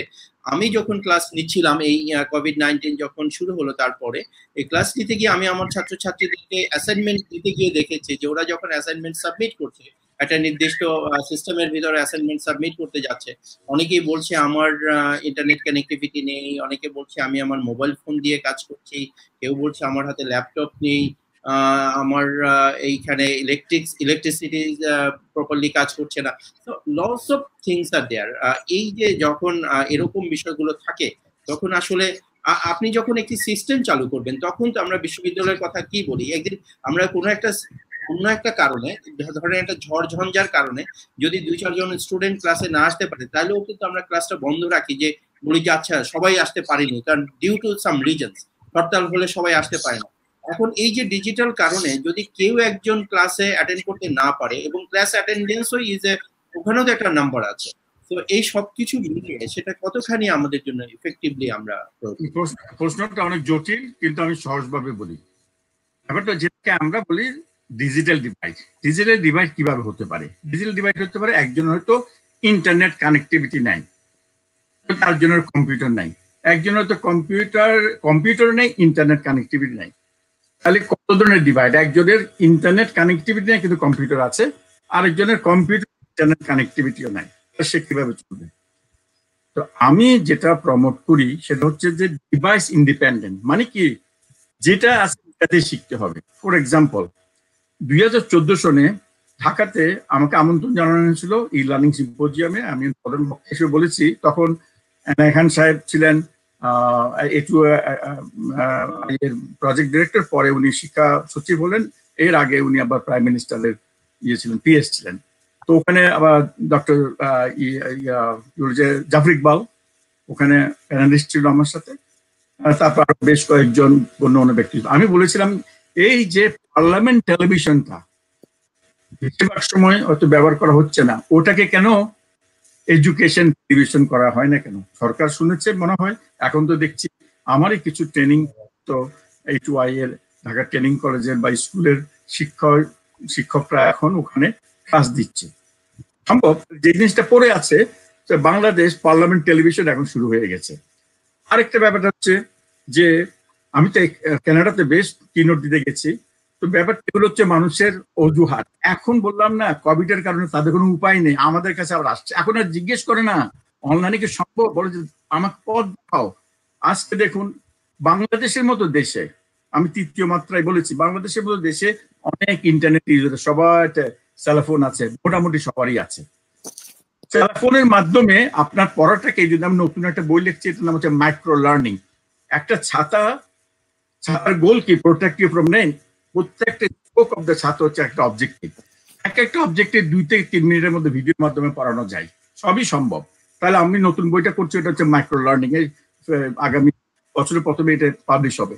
তো আমার কথা হচ্ছে আপনাদেরকে, আমি যখন বাংলাদেশে 96-এ যখন গেছি, প্রায় 16.5 বছর পরে, কিছু কিছু লোক আমাকে বলছে যে আমি চাচ্ছিলাম ইউনিভার্সিটি টেক্সাসের শুরু দিয়ে ঢাকা বিশ্ববিদ্যালয়ে একটা ইনস্টিটিউট অফ এডুকেশনাল টেকনোলজি করার জন্য, যেমন IBA-টা আমাদের ইন্ডিয়ান ইউনিভার্সিটি ব্লুমিংটন করে দিয়েছে ঢাকা বিশ্ববিদ্যালয়ে। এখন কিছু কিছু মানে প্রফেসরের এমন একটা ভাব দেখলাম, আমি কত টাকা আনতে পারবো, কজনকে বাংলাদেশ থেকে আমেরিকা আনতে পারবো, এই ধরনের। কিন্তু আলটিমেট গোলটা কি? আলটিমেট গোলটা হচ্ছে আপনাকে শুরু করতে হবে। এই চট্টগ্রামে অনলাইনের ওরা শুরু করেছে, কিভাবে করেছে? সরকার বলেছে তোমরা অনলাইনে শুরু করতে পারো, নিজেদের টেলিফোন দিয়ে তারা কোর্সগুলো করাচ্ছে। তারপরে মনে করেন এখন এটা তো কোনো, আমি তো বলছি ই লার্নিং মানে কি, এই জন্য বারবার ই লার্নিং মানে বুঝাচ্ছি যে any electronic devices, radio, television, iPhone, cellphone, computer, যেগুলো ইলেকট্রনিক, ওগুলো ইউজ করে লার্নিংটা করতে হবে। এটা তো কাউকে রিপ্লেস করছে না। আর এখনকার লার্নিং এমন একটা জিনিস, এটা হচ্ছে আপনি 1 ঘন্টা বসে বসে কেউ শিখবে না, আপনাকে ছোট্ট ছোট্ট স্নিপেট করে শেখাতে হবে। যে যদি আমাদের বইটা রাডলেস পাবলিশিং বের করছে আমার মডেল দিয়ে, স্নিপেট মানে মাইক্রো লার্নিং। আমাদের এইভাবে বাংলাদেশ কিন্তু মোটামুটি প্রস্তুত, বাংলাদেশের শিক্ষার্থীরা খুবই অনুসন্ধিৎসু মন। তবে আমাদের যারা আগেকার প্রফেসর ছিলেন, যারা অভ্যস্ত না, তারা নিজেদের শিক্ষার্থীদিকে সামনে রেখে কথা বলবে, তারা নড়াচড়া দেখবে। আরে ভাই, আপনার যদি সত্যিকারের একটা অভিজ্ঞতা থাকে, আপনার এই অভিজ্ঞতাকে আমরা ডিজিটাল মাধ্যমে সারা পৃথিবীতে ছড়িয়ে দিতে পারি। এই জন্য আমি বারবার একটা মডেলের কথা বলছি যে এই জিনিসটা আপনাদের জানতে হবে। এটা করলে পরে এই যে প্যাডাগজি মানে হচ্ছে শিক্ষানীতি নিয়ে, তার টেকনোলজি প্রযুক্তি, এগুলোর মাঝখানে শিক্ষার্থীকে রেখে আপনি জিজ্ঞেস করতে এইসব কিভাবে করবেন। ধরুন আপনি যখন এটা টেকনোলজির কারণে সম্পর্ক নেই, সম্পূর্ণ সম্পর্ক হচ্ছে যে আপনি যে একজন টিচার যে লেসন প্ল্যান বানায়, এখন আমি এটাতে কি পড়াবো, কিভাবে পড়াবো, কার জন্য পড়াবো, তখন দেখবেন টেকনোলজিটা সাইড কি করে যাবে। মেইন জিনিসটা হচ্ছে একজন প্রশিক্ষক বা একজন শিক্ষক যখন পড়াই তাকে থাকতে হবে অবজেক্টিভ। আজকে আমি আপনাদেরকে এটা পড়াবো, এটা পড়াতে এই পদ্ধতি ইউজ করবো, আপনারা এই এক্সারসাইজ গুলো করবেন, করে আপনাদের শেখার মূল্যায়নটা আমি এবারও করবো, অ্যাসেসমেন্ট। তাহলে আমার এই অক্টাগনাল মডেলে আমি বারবার সারা বিশ্বে কিন্তু বললাম না, এটা সব জায়গায় অনেক ডক্টর ডিগ্রি করেছে, রিসার্চ করেছে, এবং হার্ভার্ডের 2টা স্টুডেন্ট কিন্তু এটার উপরে কাজ করেছে ওদের গ্র্যাজুয়েট স্কুলে। তো এখানে দেখা যাচ্ছে কি আপনার ডিটেইল ব্যাখ্যা করেন যদি তাহলে ভালো হয়। এটা খুবই দরকার। প্যাডাগজি মানে হচ্ছে কি, প্যাডাগজি যেটা প্রথমে দেখছেন মানে শিক্ষার যত লার্নিং থিওরি আছে, একজন লোককে কিভাবে শিখে। মনে করেন কিছু কিছু আমরা ইনক্লুসিভ শিক্ষা আছে, যেখানে কেউ অডিটরি লার্নার, কেউ স্টোরি শুনতে পছন্দ করে, কেউ অথবা ওয়ান কোলাবোরেটিভ লার্নিং নিয়ে পছন্দ করে। এটা হচ্ছে প্যাডাগজিক্যালি শিক্ষার উপরে। তারপর হচ্ছে টেকনোলজি, পুরো প্রযুক্তির উপরে। আপনি যে প্রযুক্তিটা ব্যবহার করবেন আপনার দেখতে হবে ইনফ্রাস্ট্রাকচারটা কেমন। আপনার কম্পিউটার আছে, ইন্টারনেট আছে, কিন্তু আপনার অন্য কোনো প্রবলেম থাকতে পারে। তাহলে হার্ডওয়্যার, সফটওয়্যার, ইনফ্রাস্ট্রাকচার মানে হচ্ছে অবকাঠামো, আপনার অবকাঠামো ঠিক আছে কিনা। তারপর হচ্ছে ইন্টারফেস ডিজাইন। দেখেন ইন্টারফেস ডিজাইন হচ্ছে এটা কিন্তু আপনার স্ক্রিনে থাকবে একটা অনলাইন কোর্স। ইন্টারফেস ডিজাইন হচ্ছে যেমন বাংলাদেশে তো আমি ক্রিকেট খেলতাম, মাঝে মধ্যে আমাকে একটা ছেলে ছিল সেখানে বোল্ড আউট করে দিত। তো আমাদের অন্যান্য শিক্ষার্থীরা, আমাদের সাথীরা বলতো এরকম আমাকে কাজ করা দেখাতো। তো কাজ করা মানে কি আমাকে একটা অপমানজনক ভাবে একটা উক্তি করতো। কিন্তু এই থামস আপ আমেরিকাতে এসে দেখলাম ওয়ে টু গো, তুমি ভালো করেছো। তো দেখুন বাংলাদেশে একটা শিক্ষার্থী আমেরিকান ক্লাস নিচ্ছে, ও প্রশ্নের উত্তর ঠিক দিয়েছে, আমেরিকান প্রফেসর দিচ্ছে থামস আপ। ও যদি মনে করে যে থামস আপ মানে চ্যালেঞ্জ করছে, তখন বলবে যে আরে কি, আমি তো ঠিক উত্তর দিলাম, আমাকে চ্যালেঞ্জ করে কেন। তেমনি আপনি পরবর্তীতে আপনি দেখবেন যে কি আছে বোধহয় ইভালুয়েশন। ইভালুয়েশন মানে কি? ইভালুয়েশন এমন একটা জিনিস যেখানে শিক্ষার্থী সে যে শিখছে, খালি ওকে আমরা টেস্ট করি, লার্নার অ্যাসেসমেন্ট। আমাদের আমেরিকাতে যেন আমরা টেস্ট করি প্রফেসরে কিভাবে পড়িয়েছে, অ্যাসিস্ট্যান্ট কিভাবে পড়িয়েছে, টেকনিক্যাল সাপোর্ট কিভাবে দিয়েছে, কাউন্সিলর কিভাবে কাউন্সিলিং করেছে, মেনটেন্যান্সের বিল্ডিং এর কি অবস্থা, সবগুলো আমরা এগুলো ক্যাপচার করি। তাহলে ইভালুয়েশন হচ্ছে অনলাইনে evaluation of all the people including teaching staff এবং অন্যান্যরা যে পড়াচ্ছে ওরা, প্লাস অ্যাসেসমেন্ট অফ লার্নার। এগুলো আমাদের শিখতে হবে। এখন অ্যাসেসমেন্ট অফ লার্নার করতে গেলে আপনাকে জানতে হবে, যদি আপনি মনে করেন সেটা মানে একটু এত যদি সন্দেহ থাকে, ঢাকা বিশ্ববিদ্যালয়ের একটা কোর্স পুরো অনলাইনে পড়ান, পরে সবাইকে কার্যালয়ে নিয়ে আসেন, তালা মেরে ওদের কেনেন আপনারা প্রক্টর করে, কোনো অসুবিধা নেই। কিন্তু শেখাটা তো ইন্টারঅ্যাক্টিভ, শেখাটা তো অনলাইনে করা যায় যদি, কিন্তু আপনি যদি ওইভাবে শেখান যে আমি অ্যাসেসমেন্ট ওইভাবে করবো, তুমি একটা প্রজেক্ট বেস করবা, তোমাকে মাল্টিপল চয়েস দেবো না, মাল্টিপল দিলে দোস্ত কি অবস্থা, ওটার উত্তর কি বলে দাও, ওটা। কিন্তু একটা নতুন সিস্টেম আছে যেটা আমরা করেছি, অ্যাডাপটিভ লার্নিং, অ্যাডাপটিভ টেস্টিং। ওটার অর্থ যে আপনাকে আমি একটা প্রশ্ন দেবো, ওটা পারলে আরেকটা দেবো, কিন্তু কারোর সাথে কার মিল থাকবে না। এটা হচ্ছে based on your performance, based on your it's call adaptive learning. তারপরে মনে করেন আপনার আছে আছে ম্যানেজমেন্ট। আপনি যখন স্কুলে বা কলেজে পড়াতে যান, তখন আপনি কি করেন? আপনি একজন শিক্ষক বা প্রশিক্ষক একটা বই, নোটবুক, একটা পেন নিয়ে আপনি লেখা শুরু করেন বা কিছু বইপত্র নিয়ে যান। কিন্তু অনলাইনে কিন্তু ম্যানেজমেন্ট অন্যরকম। সেটা হচ্ছে আপনার একটা স্টুডেন্ট মনে করেন বাংলাদেশের আমাদের চট্টগ্রামের একটা গ্রামে আছে, তার কিছুই নাই, খালি একটা মোবাইল ফোন আছে, তাকে কিভাবে পড়াবেন? আপনাকে চিন্তা করতে হবে। ওর মোবাইল ফোনে আপনি বলেছেন ওখানে ক্লিক করলে তুমি ওই পেপারটা পড়তে পারবে, ওখানে ক্লিক করে দেখে পেপারটা চলে না। তাহলে আপনার ম্যানেজমেন্টে ভুল আছে। আপনাকে আগে থেকে ঠিক করতে হবে যে আমি ওই লিঙ্কটা যদি দিই, ওই লিঙ্কটা আসছে আমেরিকান বদরুল খানের বাসা থেকে, ওর একটা বইয়ের উপর, কিন্তু বদরুল খান ওই লিঙ্কটা আপডেট করেনি এবং এটা ডেট লিঙ্ক, এটা কাজ করে না। শিক্ষার্থী মন খারাপ হয়ে যাবে, তাহলে আপনাকে ওই মেনটেন করতে হবে। তারপরটা হচ্ছে আপনার রিসোর্স সাপোর্ট। এই যে অনলাইনে যে আপনি ক্লাস করাচ্ছেন, আপনার মনে করেন আমাদের চট্টগ্রাম কলেজে ফ্যান একটা আমরা দুষ্টামি করে ছেলেরা ফ্যানটাকে বাঁকা টাকা করে দিয়েছে, ঘুরতে সময় ঘুরতো, অনেক ধরনের দুষ্টামিতে আমি নিজন বলছিলাম, আমার মনে আছে। এখন এই ফ্যানটা ঠিক করতে গেলে ওই ওই স্কুলের একজন ইঞ্জিনিয়ার বা যারা ওরা ঠিক করে দিত। ক্লাসে শেষ করে প্লিজ, আমার কয়েক মিনিট নেবো। এই ক্লাসে হবে কি, অনলাইনে আপনার এরকম যদি ইন্টারনেটে যে ডক্টর আফতাব বললেন learning management system, learning management সিস্টেমটা হচ্ছে প্রত্যেকটা লার্নিং এর প্ল্যাটফর্মটা, ওটাতে যদি স্টুডেন্ট অ্যাক্সেস করতে না পারে তাহলে হবে কি ওই আপনার ফ্যানটা না চলার মতো। তাহলে আপনাকে রিসোর্স সাপোর্ট লাগবে কি 24 hours by 7, যে টেকনিক্যাল সাপোর্ট লাগবে। যদি টেকনিক্যাল সাপোর্ট 24 by 7 দিতে না পারেন, আপনারা একটা লিখে দিবেন, ডিসক্লেমার দিবেন যে আমাদের সাপোর্ট, টেকনিক্যাল সাপোর্ট কিন্তু দেওয়া হবে সকাল 10টা থেকে সন্ধ্যা 7টা পর্যন্ত, এরপর আমরা হবে না। তাহলে স্টুডেন্টরা জানলো। তারপর হচ্ছে এথিক্যাল। এই এথিক্যাল ইস্যুটা মোস্ট ইম্পর্টেন্ট।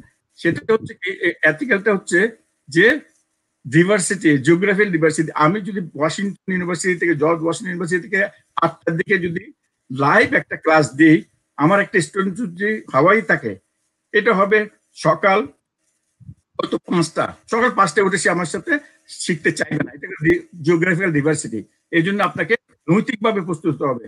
তারপরে আরেকটা নৈতিকভাবে প্রস্তুত হতে হবে যে আপনার বস্তু যে আনাম স্যার জিজ্ঞেস করেছেন যে ডিজিটাল ডিভাইড যার নেই, তাদের ওটা চিন্তা করতে হবে। যে যার ইন্টারনেট কানেক্টিভিটি নাই, তখন তাকে একটা সিডির মাধ্যমে, যে সে ইলেকট্রিসিটিও না থাকতে পারে, অনেক সময় কম্পিউটারে একটা না থাকলে অল্টারনেটিভ একটা দিতে হবে। এর জন্য এথিক্যাল যত আছে, এবং আপনাকে একটা বাংলাদেশের হিস্ট্রি নিয়ে, বাংলাদেশের স্বাধীনতার হিস্ট্রি নিয়ে হয়তো বিভিন্ন জনের বিভিন্ন মতবাদ থাকতে পারে। স্টুডেন্টদেরকে আপনি কোন মতবাদ দিবেন, কন্ট্রোভার্সিয়াল ইস্যু আছে, তখন সব মতবাদ দেখাবেন। এটাও আপনার জন্য এথিক্যাল ইস্যু। লাস্টেরটা হচ্ছে ইনস্টিটিউশনাল। সবচেয়ে বড় প্রশ্ন আগে আসতো কোভিডের আগে, অনলাইনে যে ক্লাস নিচ্ছি এটা কি অ্যাজ গুড অ্যাজ স্কুল বা ইউনিভার্সিটিতে নেওয়ার মতো? এই মডেলে যদি আপনি শিক্ষার্থী এখানে বসিয়ে দেন, এইসব প্রশ্নের উত্তর দিতে পারেন, তাহলে আপনি ভুল কিভাবে করবেন? এখানে তো সবকিছু লেখা আছে, সবকিছু বলা আছে। সারা বিশ্বে আমি এটা কেমনে করেছি, ইউনিভার্সিটি অফ টেক্সাসে 95 জন প্রফেসর ছিলাম, তখন আমি চিন্তা করছি আমার একটা স্টুডেন্টকে যদি আমি অ্যামাজন ফরেস্টে ছেড়ে দিয়ে আসি, সাথে একটা ফোন দিয়ে দিই, এবং সে কিভাবে তার জন্য আমি একটা কোর্স বানাতে পারবো। তখন অনেক ধরনের প্রশ্নের উত্তর আসলো, তখন আমি এগুলোকে করে 8টা ক্যাটাগরি ফেলেছি। আপনাদের অনেক ধন্যবাদ। অসাধারণ। আসলে যেটা হয়েছে যে এখানে আমি আমাদের চ্যাট বক্সে দেখছি যে আমরা যারা এই ডিসকাশন অংশ নিচ্ছি তারা সবাই এখন আর কেউ ডিসকাশন নেই, আমরা মোরলেস বদরুল ভাইয়ের ছাত্র হয়ে গেছি। এবং দারুণ আমাদের আলোচনাটা অনেক বেশি লার্নিং এর জায়গায় নিয়ে যেতে পেরেছেন এবং নিয়ে যেতে পেরেছি, এটা আমাদের খুব ভালো লাগছে। বদরুল ভাইয়ের কাছ থেকে আমরা আরো শুনবো। মেনুয়াল অনেকগুলো প্রশ্ন এসেছে, নিশ্চয়ই কিশোর ভাই যদি এক দুটি উল্লেখ করতেন যে প্রশ্নগুলো এখন। তবে একটি বিষয় আমার মনে হয় যে ডক্টর আফতাবউদ্দিনের কাছ থেকে একটু শুনে নেই এখনই, যেটা হচ্ছে যে তিনি যেহেতু ট্রেনিং পার্টটাতে একটু মোর কন্ট্রিবিউট করেন, সো এডুকেশন এবং ট্রেনিং এই যে দুটো জায়গায় এই সিস্টেম আসলে কিভাবে ভ্যারি করে, মানে একটি জায়গা থেকে আরেকটা জায়গায় কিরকম মানে আলাদা করা যায় কিভাবে? এখানে তিনটা বিষয় খুবই গুরুত্বপূর্ণ। একটা হলো এডুকেশন, একটা ট্রেনিং, আর একটা হলো লার্নিং। তো এখন আমাদের কিন্তু এই সম্পর্কে অনেকেরই স্বচ্ছ ধারণা নেই। এটা একটা মনে হয় কারণ যে আমরা কিভাবে এই তিনটা জিনিসকে দেখি। তো আমার মনে হয় যে যখন আমরা এডুকেশনের কথা বলি, তো এটা তো আমরা বুঝতে পারছি যে এটা অনেক দীর্ঘ সময়ের বিষয়, অনেক সময় ধরা যায় না, ছোঁয়া যায় না, অনেক সময় ব্যয় করতে হবে, খরচও বেশি, ইত্যাদি ইত্যাদি। Training as oppose to this, এটা একদম স্পেসিফিক কিছু পারপাসে এখনই কাজটা করতে হবে, উপযোগী করে নিতে হবে। কাজে সেখানে কর্পোরেট বা কোম্পানি অথবা ইনস্টিটিউশন তার কর্মীকে সেইভাবে তৈরি করে। একটা নির্দিষ্ট কাজ সম্পন্ন করার জন্য দায়িত্ব দেওয়ার জন্য। তো কাজে এটা একটা বিস্তর ফারাক আছে। আর অ্যাজ অপোজ টু লার্নিং এর ব্যাপারে যখন আমরা কথা বলি, সেখানেও কিন্তু আমাদের অনেক ক্ষেত্রে স্বচ্ছ ধারণা আমাদের আসলে নেই, কারণ এই বিষয়গুলো তো সচরাচর নাড়াচাড়া হয় কম। তো ই লার্নিং এর জন্য আমাদের কাছে যা মনে হয় যে আমরা যারা ই লার্নিং করাতে চাই, আমাদের আসলে এই জায়গাটা একটু ডিসকানেক্ট আছে যে কিভাবে এই স্টুডেন্টরা শিখবে, আসলে যে ই লার্নিং তাদের সহায়ক হবে সেই জিনিসটা খুব সম্ভবত আমরা তাদেরকে কনভিন্স করতে পারি না, আমরা তাদেরকে সেই ধারণাটা স্বচ্ছভাবে দিতে পারি না। ম্যানেজমেন্টের যে পার্সপেক্টিভটা ডক্টর বদরুল হুদা বলেছেন, সেটা তো সামগ্রিকভাবে আছে, ম্যানেজমেন্টের ইস্যু আছে, প্রাতিষ্ঠানিক অপ্রাতিষ্ঠানিক অনেক কিছু, কিন্তু এই যে সফটওয়্যার রিলেটেড ইস্যু, যে আমরা যারা শিক্ষা দেব, যারা লার্নিং এ সহায়তা করব, আমরা প্রায় সময় আমরা কনভিন্স করতে পারি না শিক্ষার্থীকে যে হ্যাঁ এই ই লার্নিং কিন্তু তোমাকে আসলে তোমার শেখার জন্য, তোমার সফল শিক্ষার্থী হওয়ার জন্য তোমাকে হেল্প করবে। তো আমার মনে হয় যে এই জায়গাটায় যদি বদরুল ভাই আমাদেরকে একটু কিছু টিপস দেন, যে টিপসের আলোকে আমাদের খুব হেল্প হবে এটা ওভারকাম করার জন্য, এটা একটা। আরেকটা বিষয় আমার মনে হয় যে আলোচনা করা দরকার, যে এই at this present time technology তো অনেক অ্যাডভান্সমেন্ট হয়েছে, এই সময়ে যে এলএমএস এর পাশাপাশি লার্নিং অনেক টুলস আছে, যে টুলস গুলো বাংলাদেশের পরিপ্রেক্ষিতে কোন টুলস গুলিকে আমাদের প্রাধান্য দেওয়া দরকার, কোন টুলস গুলিকে আমাদের লালন পালন করা দরকার।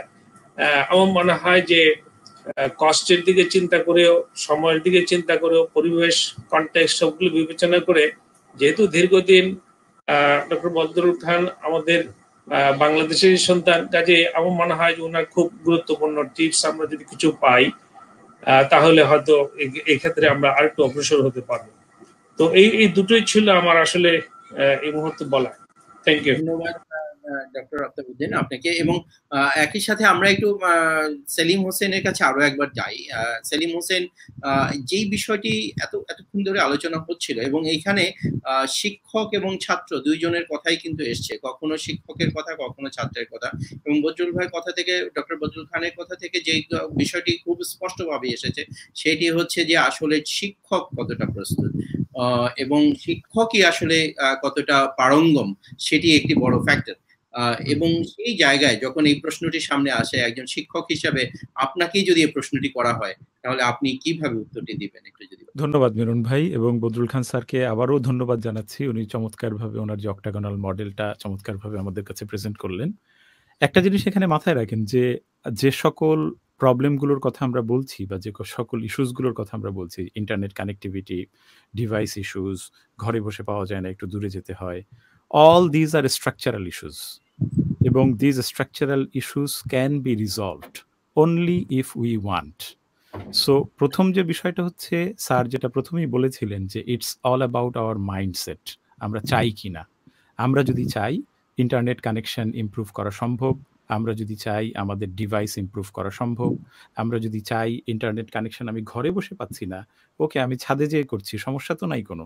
আমি ক্লাসের জন্য যদি 10 মাইল 20 মাইল দূরে যেয়ে ক্লাস করতে পারি, আমি বেটার নেটওয়ার্কের জন্য কেন ঘর থেকে বের হয়ে ছাদে যেতে পারবো না? সো এই ইস্যুসগুলো সবই আমার কাছে মনে হচ্ছে যে স্ট্রাকচারাল ইস্যুস। সেকেন্ড আরেকটা ইস্যু যেটা, যে এই বিষয়গুলো নিয়ে আমরা কথা বলেছিলাম আমাদের আপনার আইসিটি যে ডিভিশন আছে আমাদের ঢাকা ইউনিভার্সিটির আইসিটি সেল, তাদের সাথে, যে আমরা আমাদের স্টুডেন্টদেরকে যদি অনলাইন লার্নিংয়ে যেতে চাই, তাহলে যে ইস্যুসগুলো আছে, স্ট্রাকচারাল যে ইস্যুসগুলো আছে, এগুলো কি সলভ করা সম্ভব কিনা। সে এক কথায় বলেছে যে it is possible and completely possible. Even if we need, আমাদের যদি প্রয়োজন হয় যে আমাদের যে সকল স্টুডেন্টদেরকে আমরা কি বলে যে তাদের টাকা পয়সার সমস্যা আছে, আর্থিক সমস্যা আছে, আমরা তাদেরকে চাইলে আমরা ঢাকা ইউনিভার্সিটি যে পরিমাণ টাকা অন্যান্য আজে বাজে দিকে খরচ করি, তার যদি কিছু অংশ যদি আমরা আমাদের স্টুডেন্টদেরকে মোবাইল কোম্পানির সাথে কথা বলে ডাটা কিনে দেই, দে আর ওয়েল, মানে চমৎকারভাবে তারা এই এডুকেশন তাদের বাসায় বসে নিতে পারবে, সেটা সম্ভব। থার্ড যে ইস্যুটা আপনি বললেন যে টিচারদের তরফ থেকে একটা বড় ধরনের ইস্যুস আছে অফকোর্স, এবং ঢাকা বিশ্ববিদ্যালয় না শুধুমাত্র সকল পাবলিক ইউনিভার্সিটিতে আমার কাছে যেটা মনে হয় সবচেয়ে বড় বাধা হচ্ছে এখন শিক্ষার্থীর চেয়ে আমার শিক্ষক। কারণ কি? কারণ আমাদের সেই প্রপার ট্রেনিংটা নাই এবং আমাদের এই মাইন্ডসেটটাও কিছু জায়গায় আমার কাছে মনে হয়েছে যে আমরা একটু মাইন্ডসেটের দিক থেকেও কিছুটা আমরা পিছিয়ে আছি। আমরা অনেক সময় আমার কাছে মনে হয় আমরা চাই না, আমি বাসায় বসে মান্থলি স্যালারি পাচ্ছি, I don't have any problem, হ্যাঁ, সো আমি কেন এত ঝামেলা নিতে যাব, এই ধরনের একটা মাইন্ডসেট আমার মধ্যে থাকতে পারে। এখন এটা যখন টপ ডাউন অ্যাপ্রোচ থেকে আমাকে বলা হবে যে না, you have to go for it and it is a question of our survival, institutional survival. আপনি খুব সিম্পলি চিন্তা করে দেখেন, বাংলাদেশের সকল প্রাইভেট ইউনিভার্সিটি, নর্থ সাউথ বলেন, ব্র্যাক বলেন, ইউনাইটেড বলেন, ইস্ট ওয়েস্ট বলেন, তারা কিন্তু কেউ থেমে থাকে নাই। উইদিন 1 উইক তারা কিন্তু অ্যাডাপ্ট করে তাদের এই সেমিস্টারের ক্লাস কিন্তু তারা শেষ করেছে। But what we did, public ইউনিভার্সিটিগুলো আমরা চুপচাপ তালা মেরে সব বসে গেলাম ঘরের মধ্যে, হ্যাঁ। সো এই যে মাইন্ডসেট, টপ ডাউন থেকে যদি আমাদেরকে প্রেশার না দেয়া হয়, আমরা অনেকেই চাবো না, কারণ আমরা আরামে আছি। সেকেন্ড যে বিষয়টা হচ্ছে যে we need a huge training, খুব বড় ধরনের ট্রেনিং। যেমন ধরেন আমি যদি আজকে থেকে আমার ঢাকা বা পাবলিক ইউনিভার্সিটির সকল শিক্ষকের ট্রেনিং শুরু করি, তারপরেও আমার কাছে মনে হয় it will take around 6 month to start online class, আমরা যে অবস্থায় আছি এখন। তাহলে এই ট্রেনিংটা ইমিডিয়েটলি যদি আমরা শুরু করতে পারি, আমাদের স্টুডেন্টরা রেডি আছে, তারা প্রায় কিন্তু আমাদেরকে নক দেয়, বলে স্যার আমরা কেন অনলাইন ক্লাসে যাচ্ছি না, আমরা কেন অনলাইনে শুরু করছি না, দে আর রেডি। কিন্তু আমার কাছে মনে হচ্ছে যে আমরা শিক্ষকরা এখনো প্রপারলি রেডি না। অ্যাটলিস্ট আমার কাছে মনে হচ্ছে এটা 75 to 80% teacher we are not ready. Third যে আরেকটা ইস্যু মেনন ভাই, সেটা হচ্ছে যে এই যে বদরুল স্যারও বললেন, আফতাব ভাইও বললেন, যে বিশেষ করে যারা একটু আমাদের সিনিয়র টিচার, যাদের গ্যাজেট রিলেটেড ইস্যুস আছে, তারা গ্যাজেটে অতটা ফ্রেন্ডলি না, এবং আমরা ওই বিষয়গুলো নিয়ে কথাবার্তা বলেছি যে ইট ইজ অলসো সলভেবল। আমরা এই ধরনের যারা গ্যাজেট ফ্রেন্ডলি না বা গ্যাজেটের সাথে যারা অভ্যস্ত না, তাদেরকে যদি আমরা প্রত্যেককে একজন টিএ দিয়ে দিই, টিচিং অ্যাসিস্ট্যান্ট যদি আমরা দিয়ে দিই, যে তাকে শুধুমাত্র টেকনিক্যাল সাপোর্টটা দিবে, যে how to handle this technical issues, এটা খুব ইজিলি ওভারকাম করা সম্ভব। সো সব মিলিয়ে আমার কাছে সবসময় মনে হয়েছে যে ইট is a matter of our mindset. আমরা যদি চাই, এগুলো সবই সমাধান করা সম্ভব, সকল স্ট্রাকচারাল ইস্যুসগুলোকেই রিজলভ করে আমরা চাইলে কিন্তু এগিয়ে যেতে পারি। Very nice. কিন্তু আপনি যে একটি শব্দ, আমার মনে হয় যে ওই শব্দটাতে একটু ফোকাস করতে চাই, যে টপ ডাউনের কথাটি আপনি বলেছেন। এই টপ ডাউন নিয়ে আপনারা শিক্ষকতা যারা করছেন বা ক্লাসে, আপনারা কিন্তু বটম আপ থিওরিকেই অনেক বেশি ইফেক্টিভ থিওরি মনে করেন, যে বটম আপ হলেই অনেক বেশি। এখন শিক্ষকদের যখন প্রয়োজন হচ্ছে তখন কেন টপ ডাউন লাগবে, এটি আমি এটা একটু মেনন ভাই, এটা কেন বলছি দেখেন, বদরুল খান স্যার বা আপনারা সবাই জানেন যে বাংলাদেশের বিশেষ করে ঢাকা ইউনিভার্সিটি সহ 4টা ইউনিভার্সিটি যারা 1973 অ্যাক্টে চলে, এই 1973 অ্যাক্ট আমাদেরকে যে পরিমাণ স্বাধীনতা দিয়েছে, হ্যাঁ, আই অফেন ফিল যে আমরা কি আসলে এই পরিমাণ স্বাধীনতা ভোগ করার কি বলে যে মাইন্ডসেট আমাদের এখনো হয়েছে কিনা, ক্ষমতা হয়েছে কিনা। আমাদেরকে যদি আপনি এই প্রেশারটা না দেন, আমরা চাবো না, আমরা চাই না। এই একটা প্রেশার আমি মনে হয় যে সেলিম হোসেন নিশ্চয়ই বিশ্ববিদ্যালয়ের শিক্ষকরা যারা দেখছেন, যদি 2-1 দেখে থাকেন আমাদের এই অনুষ্ঠান, তাহলে তারা এটি দেখে একটি এক ধরনের প্রেশার ফিল করবেন, কারণ সমাজ এখন এখন পুরো প্রক্রিয়াটাই এখন ওই জায়গায় চলে গেছে, ভার্চুয়াল জগতেই বিষয়টি চলছে। ইমামুল হক, আপনার যদি কিছুই যোগ করা থাকে এই মুহূর্তে, আমার মনে হয় যে lots of questions you have in front of you, কারণ অনেকে অনেক প্রশ্ন করেছেন এবং অনেক ধরনের প্রশংসা বাক্য এসেছে, আমি দেখতে পাচ্ছি যে ফেসবুকের যে কমেন্ট গুলো এসেছে তার মধ্যে থেকে। যদি একটু আমাদের দর্শকদের কোয়েশ্চেন গুলো আরেকবার একটু সামনে আনেন। ধন্যবাদ মেনন। আমার মনে হয় আমরা যে প্রশ্নগুলো এসছে, প্রশ্নগুলোর অধিকাংশই আমি স্ক্রিনে দেখানোর চেষ্টা করছি। এই প্রশ্নগুলো আছে, এই প্রশ্নগুলোর একটু সংক্ষেপে আমরা মনে হয় শেষে আমাদের বদরুল ভাইয়ের কাছ থেকে আমরা একটি বিষয় জেনে, আমরা অনেকটা সময় চলে গেছে, আমরা অনুষ্ঠানের প্রায় শেষের দিকে সম্ভবত, আমরা যদি বদরুল ভাইয়ের কাছ থেকে খুব সংক্ষেপে এই সমস্ত প্রশ্নের কিছু জেস্ট যেগুলো আমরা দেখালাম। একটি হচ্ছে যে বদরুল ভাই, যে আপনার কাছে আমাদের শেষ প্রশ্ন, অনুষ্ঠান আনুষ্ঠানিকভাবে শেষ করবে মাহমুদ মেনন, আপনি করবেন। আমি যেটি জানতে চাই যে একটি হচ্ছে দর্শকদের প্রশ্ন, একটি হচ্ছে যে টেস্ট এক্সাম, যে কোনো অ্যাসেসমেন্ট, স্টুডেন্টদের অ্যাসেসমেন্টটা কিভাবে হবে এটি যদি একটু বলেন।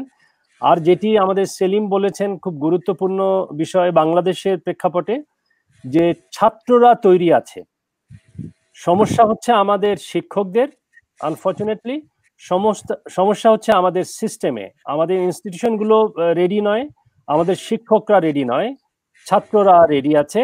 টেকনোলজিও ইস্যু হলেও is not a big issue. এখন খুব অল্প দ্রুত সময়ে, যেহেতু আমরা একটু ফোর্সড হয়েছি একটি সিচুয়েশনে কোভিড-19 কারণে, যে এখন আমাদেরকে ই লার্নিং এ যেতেই হচ্ছে, এই মুহূর্তে আমাদের ইনস্টিটিউশনগুলো, আমাদের শিক্ষকরা দ্রুত সময়ে কি করতে পারেন যাতে করে আমরা ই এডুকেশনে, ই লার্নিং এ যেতে পারি, এই বিষয়টি যদি একটু বলেন। ধন্যবাদ। অ্যাসেসমেন্টের কথা আমি পরে বলবো। এটা বোধহয় যে প্রশ্নটা করেছে ও স্পিকিং ইংলিশ, আমি কিন্তু টেক্সাসে একটা টেলিভিশন শোতে অ্যাসেসমেন্ট সম্বন্ধে বিশদ আলাপ করেছিলাম, আমি লিঙ্কে দেবো। প্রথমত আমাদের দেশের ব্যাপারে বলছি, Commonwealth of Learning, Canada based Commonwealth organization হচ্ছে কমনওয়েলথ অফ লার্নিং, সেবা দিয়েছি। এবং আমাকে একবার বাংলাদেশের 2016 সনে ওরা নিয়ে গেল ব্র্যাক ইউনিভার্সিটিতে। ওখানে বাংলাদেশের প্রত্যেকটা পাবলিক ইউনিভার্সিটির ভাইস চ্যান্সেলররা ছিলেন।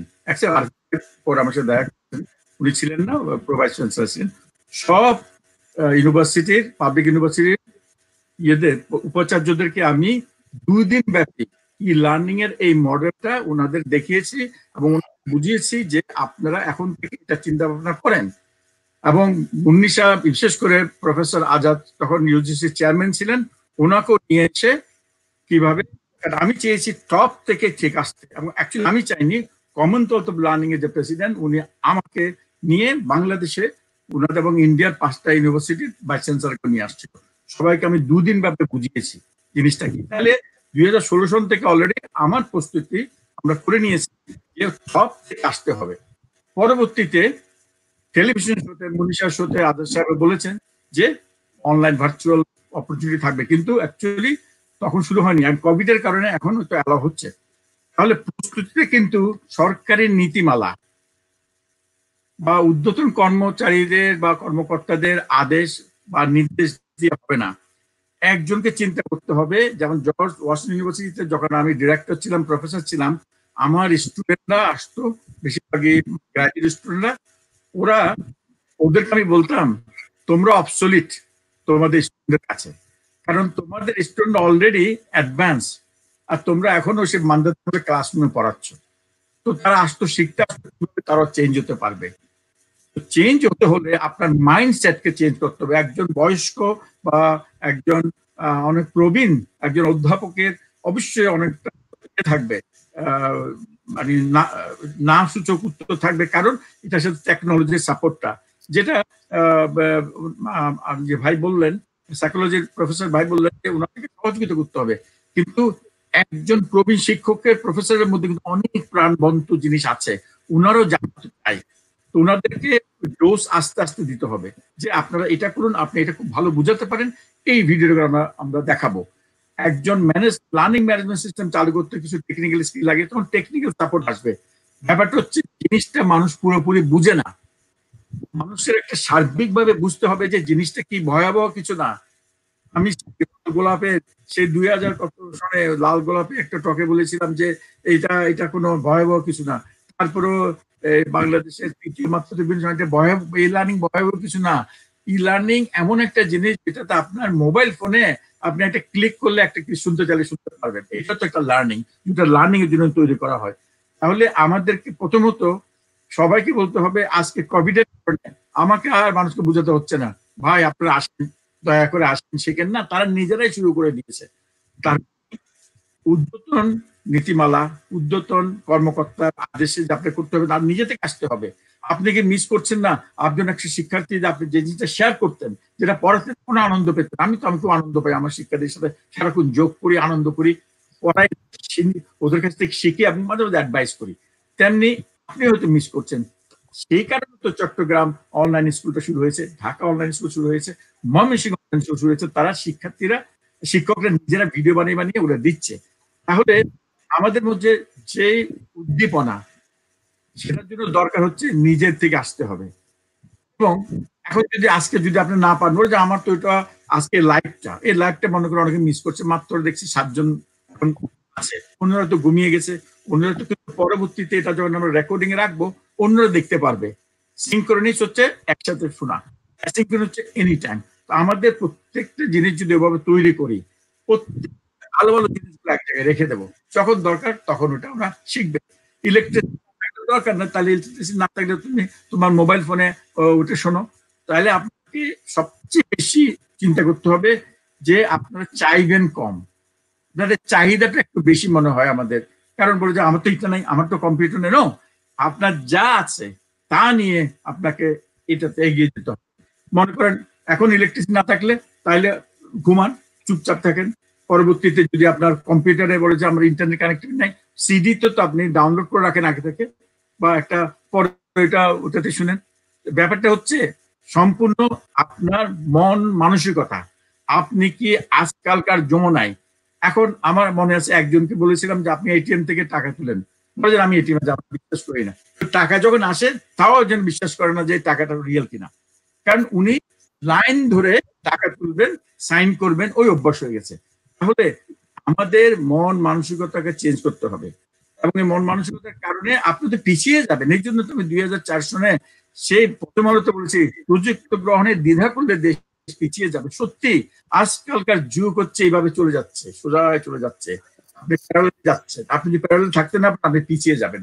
তার মানে আপনি কেন মোবাইল ফোন ইউজ করবেন না? আপনি কেন এই যে ফ্রি আপনারা কি সফটওয়্যার ইউজ করছেন আমি জানি না, তো জুম ইউজ করবেন না?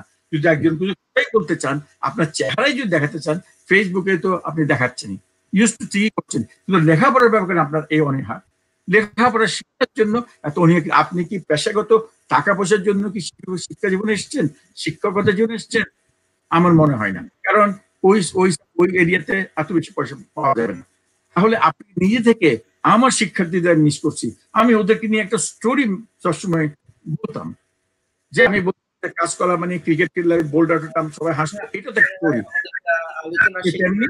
এই জন্য এদেরকে নিজের মন মানসিকতাকে স্ট্রং থাকতে হবে যে আমি শেখাতে চাই। টুল আসবে, টেকনোলজি আপনার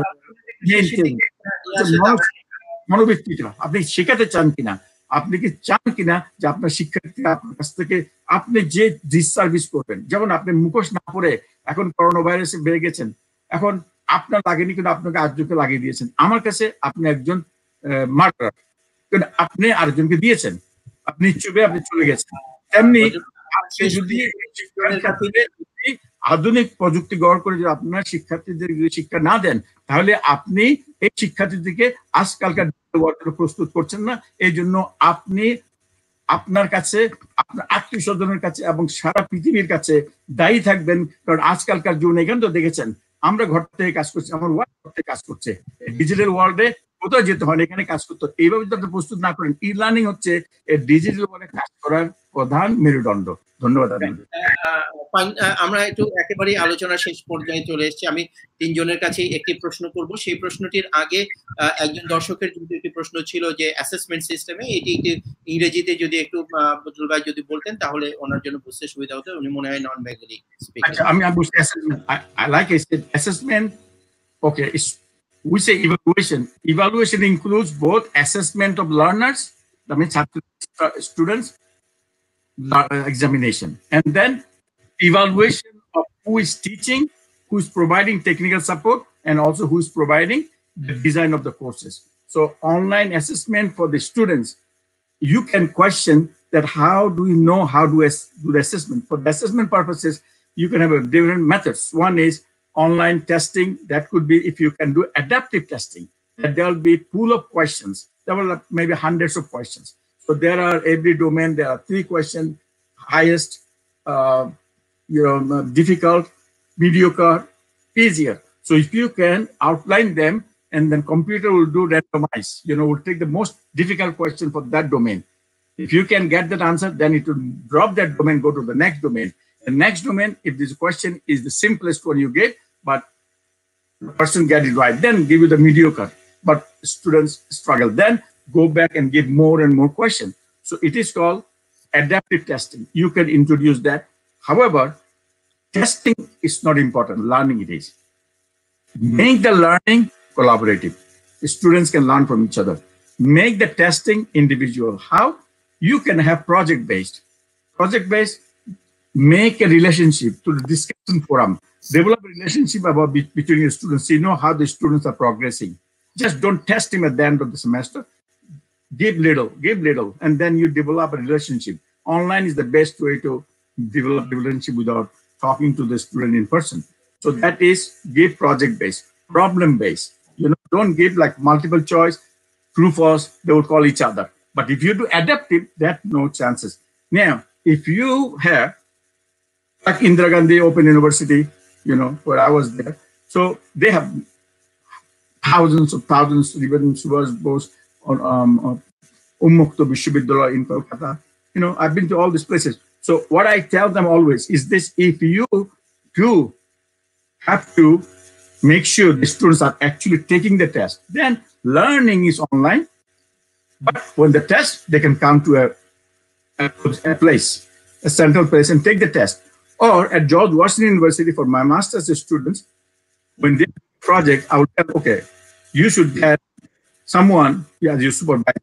Could be your priest or your imam, or someone your purohit, or someone your supervisor, who will write a note to me and sign a note that under his or her supervision, you will take the test. So it is not about testing and suffering, make the suffering people. It is about performance. It's about learning. We'll once learn from this method. I don't go and test people. I'm not a good test taker. I hate tests if I don't learn, and if I didn't learn, but you are testing me something that I did not learn, what's the benefit? So you better spend more time on teaching me so that I can learn, and I could be a valuable individual in the community that I serve. So testing, you get the first class first, and you have a better position. What does it mean? You're good at education, but in the practical world, Dr. Aftab knows, they train doctors, and I say DDRB, all intelligent people. So what you need to do in the assessment of learners, you need to come up with the ways to assess them at the same time they learn. So assessment will not be the main thing to think about. When you're thinking about testing, you are discriminating people. They're that, oh, he stood, I have been to places, someone, oh, you went to Harvard, he went to here, you stood first. What does it mean? That means you are scaring me. He went to first, he stood first, blackboard, and I should not be talking. He stood first because he knew the technique of how to memorize things and get it done. Rote memorization, I gave a talk at Dhaka Medical School. I said that rote memorization, and everybody clapped me. Those are medical doctors. So that means, yeah, rote memorization is an instructional technique. If you can use it, like when I was studying soil science in Dhaka University, I could not remember the elements of soil. So I said, I wrote all these things together. So I said, OCl FICAC metric necklace. I made it up. Means oxygen, silicon, aluminum, iron, calcium, magnesium, titanium, phosphorus, sulfur. That's what it got. It's called mnemonic. It is an instructional strategy for verbal information of learning. So when you're creating online learning, a good teacher knows what kind of stories, what kind of techniques, strategies, technique he uses, the student feels for it. I had a teacher in Chittagong College School, D.L. Shah. He was the best teacher. He would come, very professional, he looked good, he taught something slowly, strong, and it inherited in my brain. I never did in class, but I remember in the we need people to focus more on learning, less on testing. A standardized test. You want to show that your son got first among 300 students and you feel proud, but look at all the people who stood first in Bangladesh and look at people who never stood anywhere. Somebody asked me, just a joke, well, did you, because you're smart, did you stand? I said, yeah, I stand. How? I said, I stand almost 3 days a week on the top of the bench. Why? I was a very mischievous guy, and teacher said you stand up. So that's why I stood 3 times in the bench in Chittagong College School. So you see, those person who Badrul H. Khan has shown is that witty part of his speaking, which is really, I personally know him that he is a very witty person as well, and he is a very learned person as well. So this is nice to hear all this from you. আমরা আমাদের আলোচনার একেবারে শেষের জায়গায় চলে এসেছি। আমার কাছে মনে হয় যে এই অ্যাসেসমেন্ট এবং সবকিছুই আসলে সহজ এবং সবকিছুই করা সম্ভব এবং পূর্ণাঙ্গ কোর্স নেওয়া সম্ভব। কিন্তু আমি শেষ প্রশ্নটি যেটি সবাইকেই করতে চাই, এটা এমামুল হক নিজেও উত্তরটি দিবেন, সেটি হচ্ছে এই যে আলোচনাটি আজকে আমরা করলাম বা আমরা যা কিছু নিয়ে আলোচনা করছি সবকিছু কোভিড-19 আমাদেরকে ধাক্কা দিয়ে এই আলোচনা করিয়েছে, এরকমই মনে হচ্ছে এখনো পর্যন্ত। কিন্তু আলোচনা থেকে যেটা জানা গেল, এই আলোচনাটি আমাদের আসলে সারাক্ষণ ধরে করতেই হইতো। আমরা হয়তো কোভিড-19 এর আগেও এমন আলোচনা করতে পারতাম যাতে বাংলাদেশে ই-লার্নিং অথবা ই-লার্নিং নিয়ে ভবিষ্যতে আলোচনা হতে পারে। আমার প্রশ্নটি হচ্ছে, আমরা কি এভাবে চালিয়ে যেতে পারবো, নাকি কোভিড-19 যদি কোনো একটা নিউ নরমাল বলে যে কথাটি আসছে সেখানে যদি গিয়ে থামে এবং একটি জায়গায় কোনো একটা স্বাভাবিক অবস্থা হয়, তখন কি আমরা এই ই-লার্নিং এর কথা একেবারেই ভুলে যাব, অথবা ভুলেই যাব, আমাদের স্মৃতি থেকে এটি সরে যাবে? তো আমার মনে হয় যে আমি 3টা পয়েন্ট করতে চেয়েছিলাম। একটা হলো যে ই-লার্নিং সম্পর্কে এখনো বেশিরভাগ আমরা যারা এই প্রক্রিয়ার সঙ্গে জড়িত, আমরা চাই আমাদের খুব স্বচ্ছ ধারণা নেই, পূর্ণাঙ্গ ধারণা নেই। তো আমার মনে হয় যে এই পূর্ণাঙ্গ ধারণা কিভাবে আমরা পেতে পারি এবং ছড়িয়ে দিতে পারি, সেই জন্য একটু চিন্তা ভাবনা করার দরকার একটা। আর 2 নম্বর হলো যে ই-লার্নিং ও যে বোথ প্রফেশনাল এবং পার্সোনাল ডেভেলপমেন্ট, শিক্ষার্থীর দুটো দিকেই যে নার্চার করবে, এই যে প্রতীতি বা এই যে বিশ্বাস, এটা কিভাবে দেওয়া যেতে পারে, এটা হলো 2 নম্বর পয়েন্ট। আর যেটা আমরা প্রায়শ আলোচনা করি না, আসে না আসলে, সেটা হলো যে ই-লার্নিং এর কিছু ডিসঅ্যাডভান্টেজের, যে বিশেষ করে স্বাস্থ্যগত একটা ইস্যু। আমি যেহেতু মেডিকেল পার্সনও, তো সেই জন্য এই বিষয়টার কথা বললাম যে এটা অত্যন্ত একটা রেলিভেন্ট এরিয়া আমাদের শিক্ষার্থীদের জন্য। স্বাস্থ্যের যে হেলথ হ্যাজার্ড যতটুকু হতে পারে, যে কারণে আমরা ক্লাসরুম যখন করি তখন কিন্তু আমাদের সুযোগ হয় আমরা হেলথ ব্রেক দিই। তো আমার মনে হয় এই দিকটা আমার চোখে পড়ে না যে এই দিকটাকে সামনের দিকে কেউ এগিয়ে নিয়ে যাচ্ছে। আমরা কিন্তু শুধুমাত্র টেকনোলজি এবং অন্যান্য দিকগুলোই চোখে পড়ে। তো আমার মনে হয় যে এই জিনিসটাও আমাদের মনে রাখা দরকার। তো আমার মনে হয় যে আর বোধহয় সামনের দিকে আমাদেরকে যেতে হবে। ডক্টর বদরুল হক খান আমাদের কনটেক্সটের কথা বলছেন। আমি যে জিনিসটা আগে বলার চেষ্টা করতেছিলাম যে কমিউনিকেশনে আপনারা এক্সপার্ট এখানে। আমি শুধু একটা জিনিসই জানি কমিউনিকেশনের ব্যাপারে, যে communication does not ochre or happen in vacuum. তো সেই কারণে যেহেতু আমরা ভ্যাকুয়ামে নেই, বদরুল খান কিন্তু বাংলাদেশে বারবার এসেছেন, এসে আমাদের সেই ভ্যাকুয়ামটা ফিল আপ করে গেছে যতটুকুই হোক। আমরা কিন্তু একটা কনটেক্সটে কমিউনিকেট করছি। তো নিশ্চয়ই এটা ফ্রুটফুল হবে এবং ভবিষ্যতে সরকারি বেসরকারি এই দুটোই আমার মনে হয় যে অংশগ্রহণ প্রয়োজন। এবং যে কোলাবোরেটিভ লার্নিং এর কথা বলছেন, সেই কোলাবোরেশন ছাড়া, কালেকটিভ কোঅপারেশন ছাড়া কোলাবোরেটিভ লার্নিং ও হবে না। তো এই জন্য আমি মনে করি যে সামনের দিকে এগোতে হবে আমাদেরকে, দুদিকে এগোতে হবে। ধন্যবাদ। আমরা মোহাম্মদ সেলিম হোসেন আপনার কাছে কি শুনতে চাই এই বিষয়ে? ধন্যবাদ মেরন ভাই। খুব অল্প করে যদি বলি, দেখেন কোভিড-19 কে এক কথায় যদি বলি, it's a kind of black swan event. আপনার নাসিম তালেবের যে বিখ্যাত বই আছে ব্ল্যাক সোয়ান, সেই ব্ল্যাক সোয়ান ইভেন্ট মানে it's a kind of improbable event, but if it happens তাহলে এর ইম্প্যাক্ট হচ্ছে অত্যন্ত রোবাস্ট।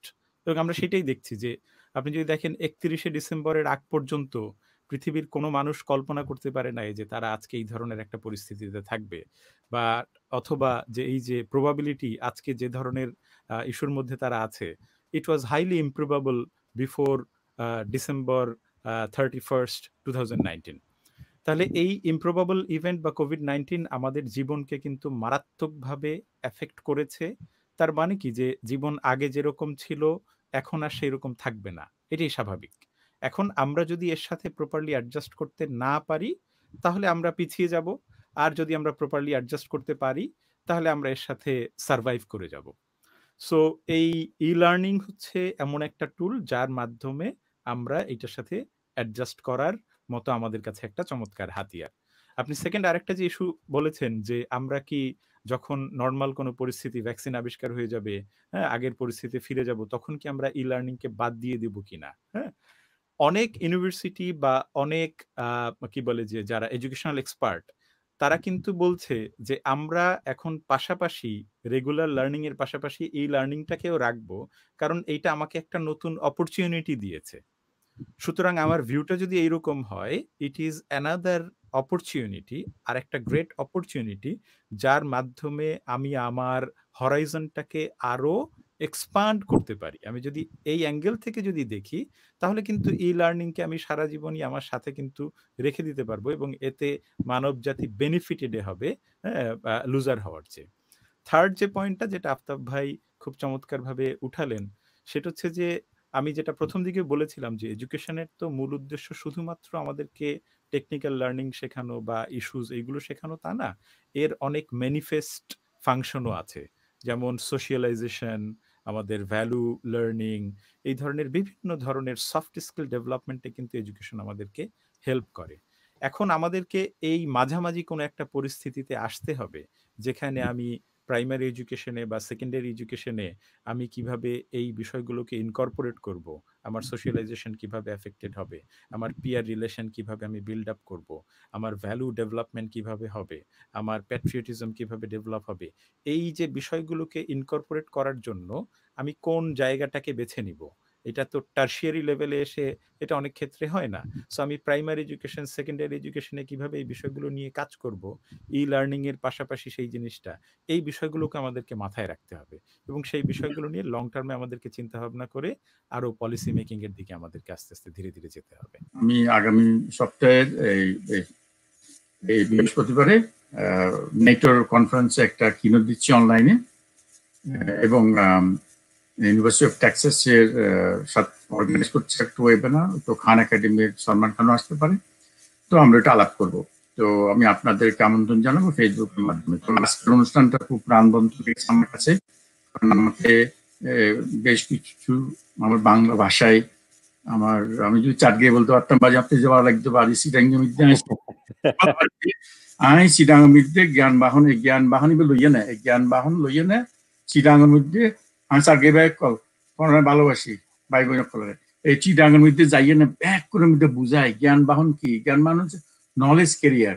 এই যে আমরা মাইক্রো লার্নিং ই লার্নিং করছি গাড়ির ভেতরে কিন্তু আপনার সেই ইয়েটা আছে, এই লার্নিং গুলো শেখাচ্ছি কোনগুলো, যেগুলো আমাদের গতানুগতিক শিক্ষা ব্যবস্থায় যেগুলো শেখানো হয় না সেগুলো আমরা শেখাচ্ছি অনলাইন। আমি ই লার্নিং ওখানে শুরু করে দিয়েছি, তো আপনারা জোগাড় হবেন। আরেকটা জিনিস কি আপনাদের একটা ঘোষণা দিতে যাচ্ছি, একজন শিক্ষক আমাকে জিজ্ঞেস করছে এই বইটি কি মানুষকে বিনা পয়সা দেওয়া যাবে কিনা ইলেকট্রনিক ফরম্যাট।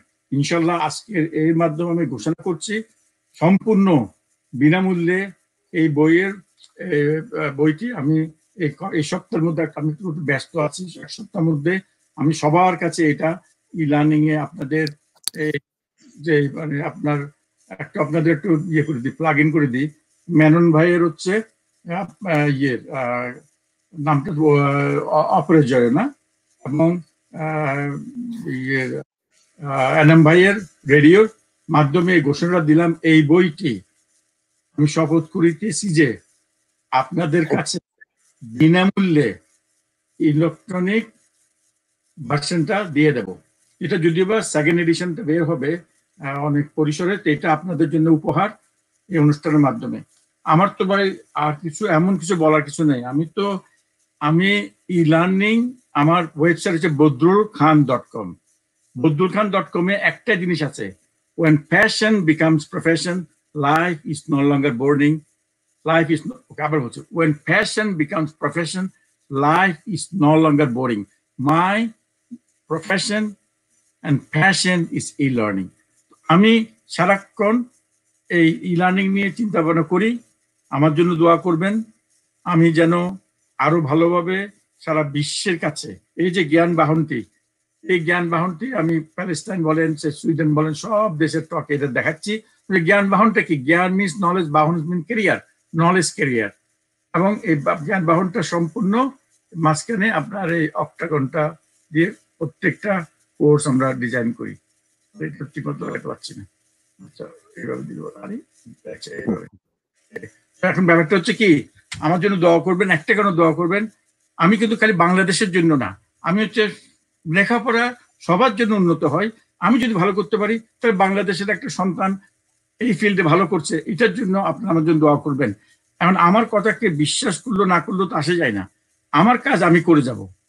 আপনাদের দায়িত্ব যারা নীতি নির্ধারকরা, আপনাদের মধ্যে অনেকের মধ্যে আপনারা আপনাদের নাম চাইবেন কি করেছেন, অসুবিধা নেই, কিন্তু আপনাদের একটা দায়বদ্ধতা রাখবেন যে আপনাদের নতুন প্রজন্মকে কিভাবে তৈরি করছেন। শিক্ষা জাতির মেরুদণ্ড, এটা আমরা মুখস্থ বিদ্যার মতো শিখেছি, সত্যি কি তাই? সেই শিক্ষায় যদি প্রযুক্তি সহায়ক হয়, সেই শিক্ষাকে আপনারা প্রতিনিয়ত ব্যবহারের জন্য উদ্দীপনা দেবেন শিক্ষার্থীদের। শিক্ষার্থীরা কিন্তু বসে আছে, বললাম বাংলাদেশের শিক্ষার্থীরা খুবই অনুসন্ধিৎস মন, ওরা চায়, ওরা বসে আছে। বদরুল ভাই আপনাকে অসংখ্য ধন্যবাদ, অসংখ্য ধন্যবাদ আফতাবউদ্দিন আপনাকে, অসংখ্য ধন্যবাদ সেলিম হোসেন আপনাকে, এবং অসংখ্য ধন্যবাদ রেডিও মেট্রো মেইলকে এবং ইমামুল হক আপনাকেও। অপরাজেয় বাংলা একেবারেই নতুন একটি প্ল্যাটফর্ম, বাংলাদেশে আমরা একটু মিডিয়ার একটি আইডিয়া নিয়ে সামনে এগোনোর চেষ্টা করছি। একটি ভার্চুয়াল নিউজ স্টেশন হবে এটি, অপরাজেয় বাংলা, সেটিরই প্রক্রিয়া চলছে, এবং তার সাথে আমাদেরকে সুযোগ দেওয়ার জন্য রেডিও মেট্রো মেইল আমাদেরকে তার সাথে কাজ করার এবং এই অনুষ্ঠানটি করার সুযোগ দেওয়ার জন্য বিশেষ করে ধন্যবাদ। ইমামুল হক আপনার কাছে আমি ফ্লোর দিচ্ছি এবং এখানে আমি শেষ করছি, আপনি অনুষ্ঠান করুন। ধন্যবাদ, ধন্যবাদ সুধী দর্শক। আমাদের আলোচনা একটু দীর্ঘ হয়েছে, কিন্তু তারপরও আমার মনে হয় এই বিষয়টি অত্যন্ত গুরুত্বপূর্ণ ছিল, এবং ধন্যবাদ অপরাজেয় বাংলাকে আজকের এই আয়োজনটির সঙ্গে থাকবার জন্য। আমাদের অতিথি যারা আছেন সবাইকে অসংখ্য ধন্যবাদ জানিয়ে আমরা অনুষ্ঠান শেষ করব। শেষ কথাটি যেটি আমার কাছে মনে হয়েছে, we do not have any other option but to accept the e learning education. E learning বা এই এডুকেশন, কারণ হচ্ছে আমাদের পরিস্থিতি, আমাদের বাস্তবতায় আমাদেরকে ই লার্নিং এর দিকে এই মুহূর্তে ঠেলে দিয়েছে। বাকিটা নির্ভর করছে আমাদের সক্ষমতার উপরে, আমাদের নিজ নিজ বাস্তবতার উপরে। আমরা নিঃসন্দেহে আমাদের বিশ্ববিদ্যালয়গুলো, স্কুলগুলো এই মুহূর্তে হয়তো ই লার্নিং এর, ই এডুকেশনের দিকে বিশেষ দৃষ্টি দেবেন। যে সক্ষমতা প্রয়োজন সে সক্ষমতা তৈরির কাজেও তারা মনোযোগী হবেন। শুধু দর্শক, আপনারা যারা আমাদের সঙ্গে ছিলেন সবাইকে ধন্যবাদ জানিয়ে আমরা আজকের অনুষ্ঠান এখানেই শেষ করছি। আবার দেখা হবে আমাদের অন্য অনুষ্ঠানে। আপনারা সবাই ভালো থাকবেন, সুস্থ থাকবেন।